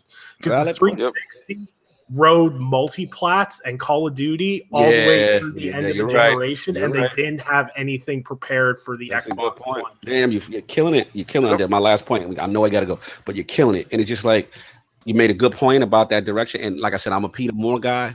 But I have to say, the long-term thinking that Phil is doing and the job of turning this whole thing around, and when we talk about the upper echelon of the Xbox hierarchy, this is what I feel now put Phil in position to ascend and put his name in lights. He's just, to me, the finishing job is just the game. The finishing. I know your old Xbox, so I will give it up. I will give it up to you, King. You've been riding. You've been preaching the vision, and I'm starting to see it. And I definitely, he just got to close the deal with that. And then, to the point, I mean, they definitely, set up for the future. We'll see what happens. You know what I'm saying? I mean, with the Sony thing, it's going to be interesting. It's going to be very interesting to see how this generation. But that's all I got. We ran crazy over. We got to end the show. So, new ILP poll with the recent article by Eurogamer on the progress and state of Crackdown 3 development. What do you think Xbox should do in terms of its release? 4 choices, y'all. A, keep the release date. Phil was right to delay Crackdown 3. B, scrap Crackdown 3 entirely. It's a mess. C, move Crackdown 3 to Scarlet. Or D, I don't care. It's going to be a free rental in Game Pass anyway. That is the question. Those are the choices. Please rock the ILP poll when it goes up tomorrow. Lord Undead, an absolute pleasure to have you in the realm of the Lords. Long overdue. Where can people find you? What you got going on? All right, people can find me on Twitter at Undead3XVI. I write a bunch of articles. I do a bunch of hot takes through the week. Not really. I basically throw stuff up on Twitter while I'm on break and then come back and see how much of a dumpster fire it is. You can find me on YouTube at Undead3XVI, and we're going to be starting to do a little bit of streaming on Mixer, which you can also find at Undead3XVI. No doubt. What about that gaming perspective, man? Where can it find people? Plug your show, bro. Oh, yeah. You can find Gaming Perspective at 8 p.m. Eastern time on a Saturday, where I half-drunkenly lead our show through a fantastic list of topics, and we talk about varying things in games. And we got some big stuff coming up in August that I can't talk about yet, but we got some big industry guests coming up. Nice. Like what you guys are doing, man. Fantastic, man. I love this team you're assembled. You know what I mean? It's really good. I like what you're doing. Very positive. And like I said, I caught last night with Lord Stinger, and that was a really good episode. Please pay attention to what this guy's doing, man. Positive guy in the community. Tells us how it is. Very balanced opinions. A pleasure to have you in the round, Lord Undead. Thank you for having me. You already know. And of course, Lord Snaldo with the last minute edition. Stream team in the building. Any announcements, sir, from Stream team? Let us know what's popping out here. This is the plan. So I would like to first of all thank the ILP crew of David and Addict and Sov and Cognito for helping putting this all together. And so we got a little bit of a stream schedule starting. For my information, we are starting this week, today, but technically tomorrow.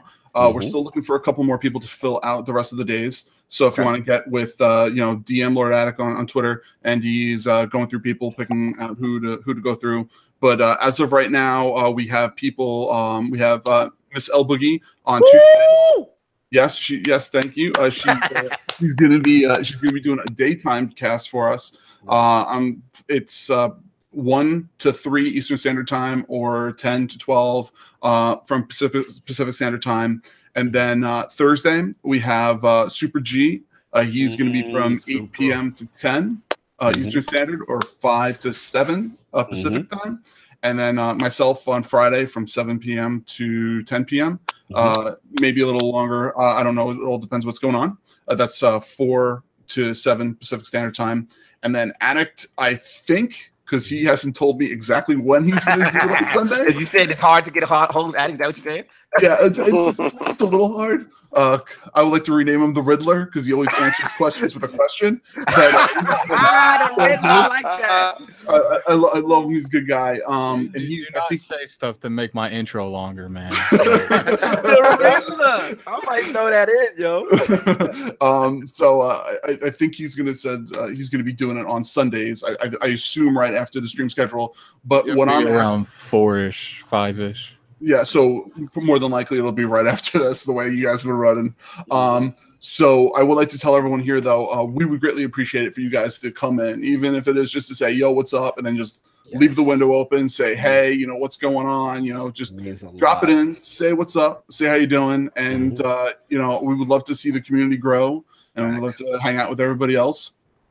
And keep an eye on the Twitter, the ILP Twitter, so that we can end up, you can see what's going on, what's changing. If something happens, where we're going to be adding another person, adding another day, like sliding a time, an hour, or something like that. So we would greatly appreciate it if you guys would do that. And I would like to say thanks again for you guys for this opportunity to help this ILP team and the podcast grow.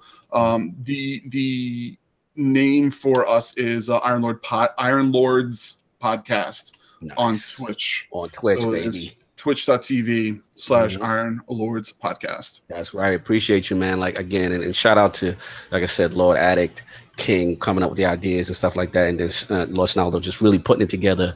I mean, I'm very excited about this, getting the game community and getting the schedule together. And we're trying to do this, man. So like Lord Snaldo said, if you guys could just jump in there for a minute, just hit that like, we really trying to get this thing popping and engagement with the gamers, because at the end of the day, it's all about the game. So shout out Lord Snaldo. Lord Addict, where can people find you? What you got going on? You can find me on Twitter. You can find me on YouTube, Gaming Addict, and Mixer, actually. Lord Addict ILP, definitely been streaming on there. I will be streaming on Twitch as well, only for the ILP. I won't be streaming on my actual channel on Twitch. Okay, I appreciate that, bro. But, appreciate everyone from coming by. See you next week. No doubt. Lord Sov, where can people find you? What's going on? You guys can find me on Twitter, LordSovILP. Invisible. I'm not invisible on Twitter. I just don't answer. There's a difference. You can find me on PSN, Xbox Live, and BX Sovereign. Apparently on fire.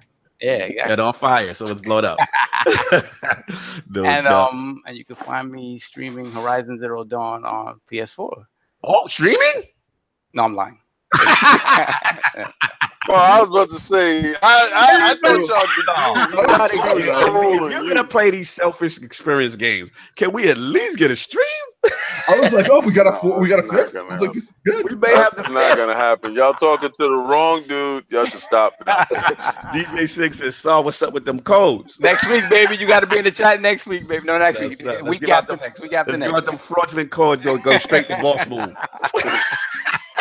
Boss move. Those DM codes to boss moves. Those codes are already in his DM where they called us the fraudulent podcast with giveaways. Yo, Lord King, where can the 5 people find you? What you got going on? All right, you guys, you can find me on Instagram, Facebook, and Twitter. And listen, we have Combat Talk this week. We're going to talk about Mikey Garcia. We're going to talk about Robert Easton Jr. with this big fight that's coming up next Saturday. So I'm going to give you fighter breakdowns. I'm going to give you prediction, and I'm going to give you results. You're going to have 4 shows this week.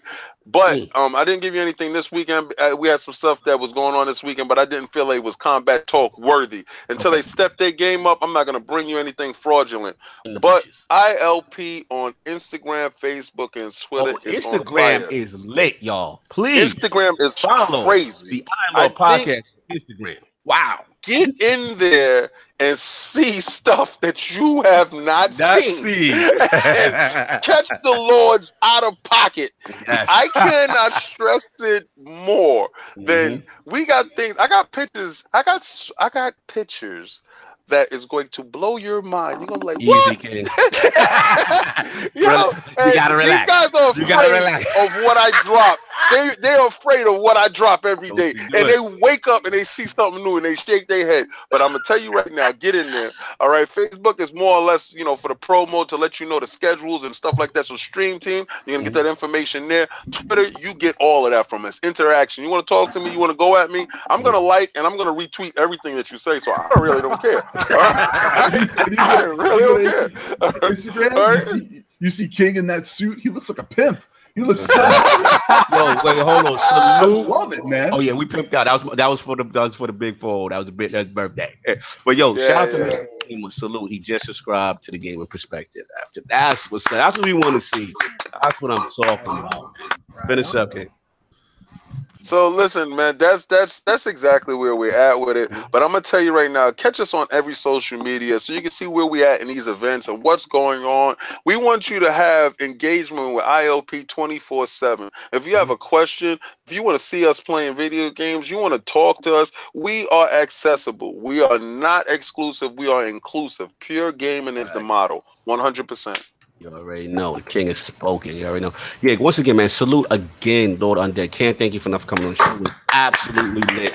Man, really appreciate it. Please follow this man on Twitter and again, Multiverse Show, as well as the Gaming Perspective. Again, salute to all the newest ILP Patreon subscribers. It means so much to us, man. You have no idea how humbling that is to see you guys rocking with us on our journey. Super shout out to those guys of the Iron Bank. You know what I'm saying? Obviously, the YouTube media, Kai Box will get the media up later today. Of course, Flashpoint 23 with Evantis is up. We kind of go in on Game Informer, spoiling a little bit too much. But all in all, a good show. Please catch that. And if anybody got anything else, we could wrap this thing up. Everybody good? All right. Everybody enjoy. We're good, baby. Everybody enjoy your Sunday. Peace.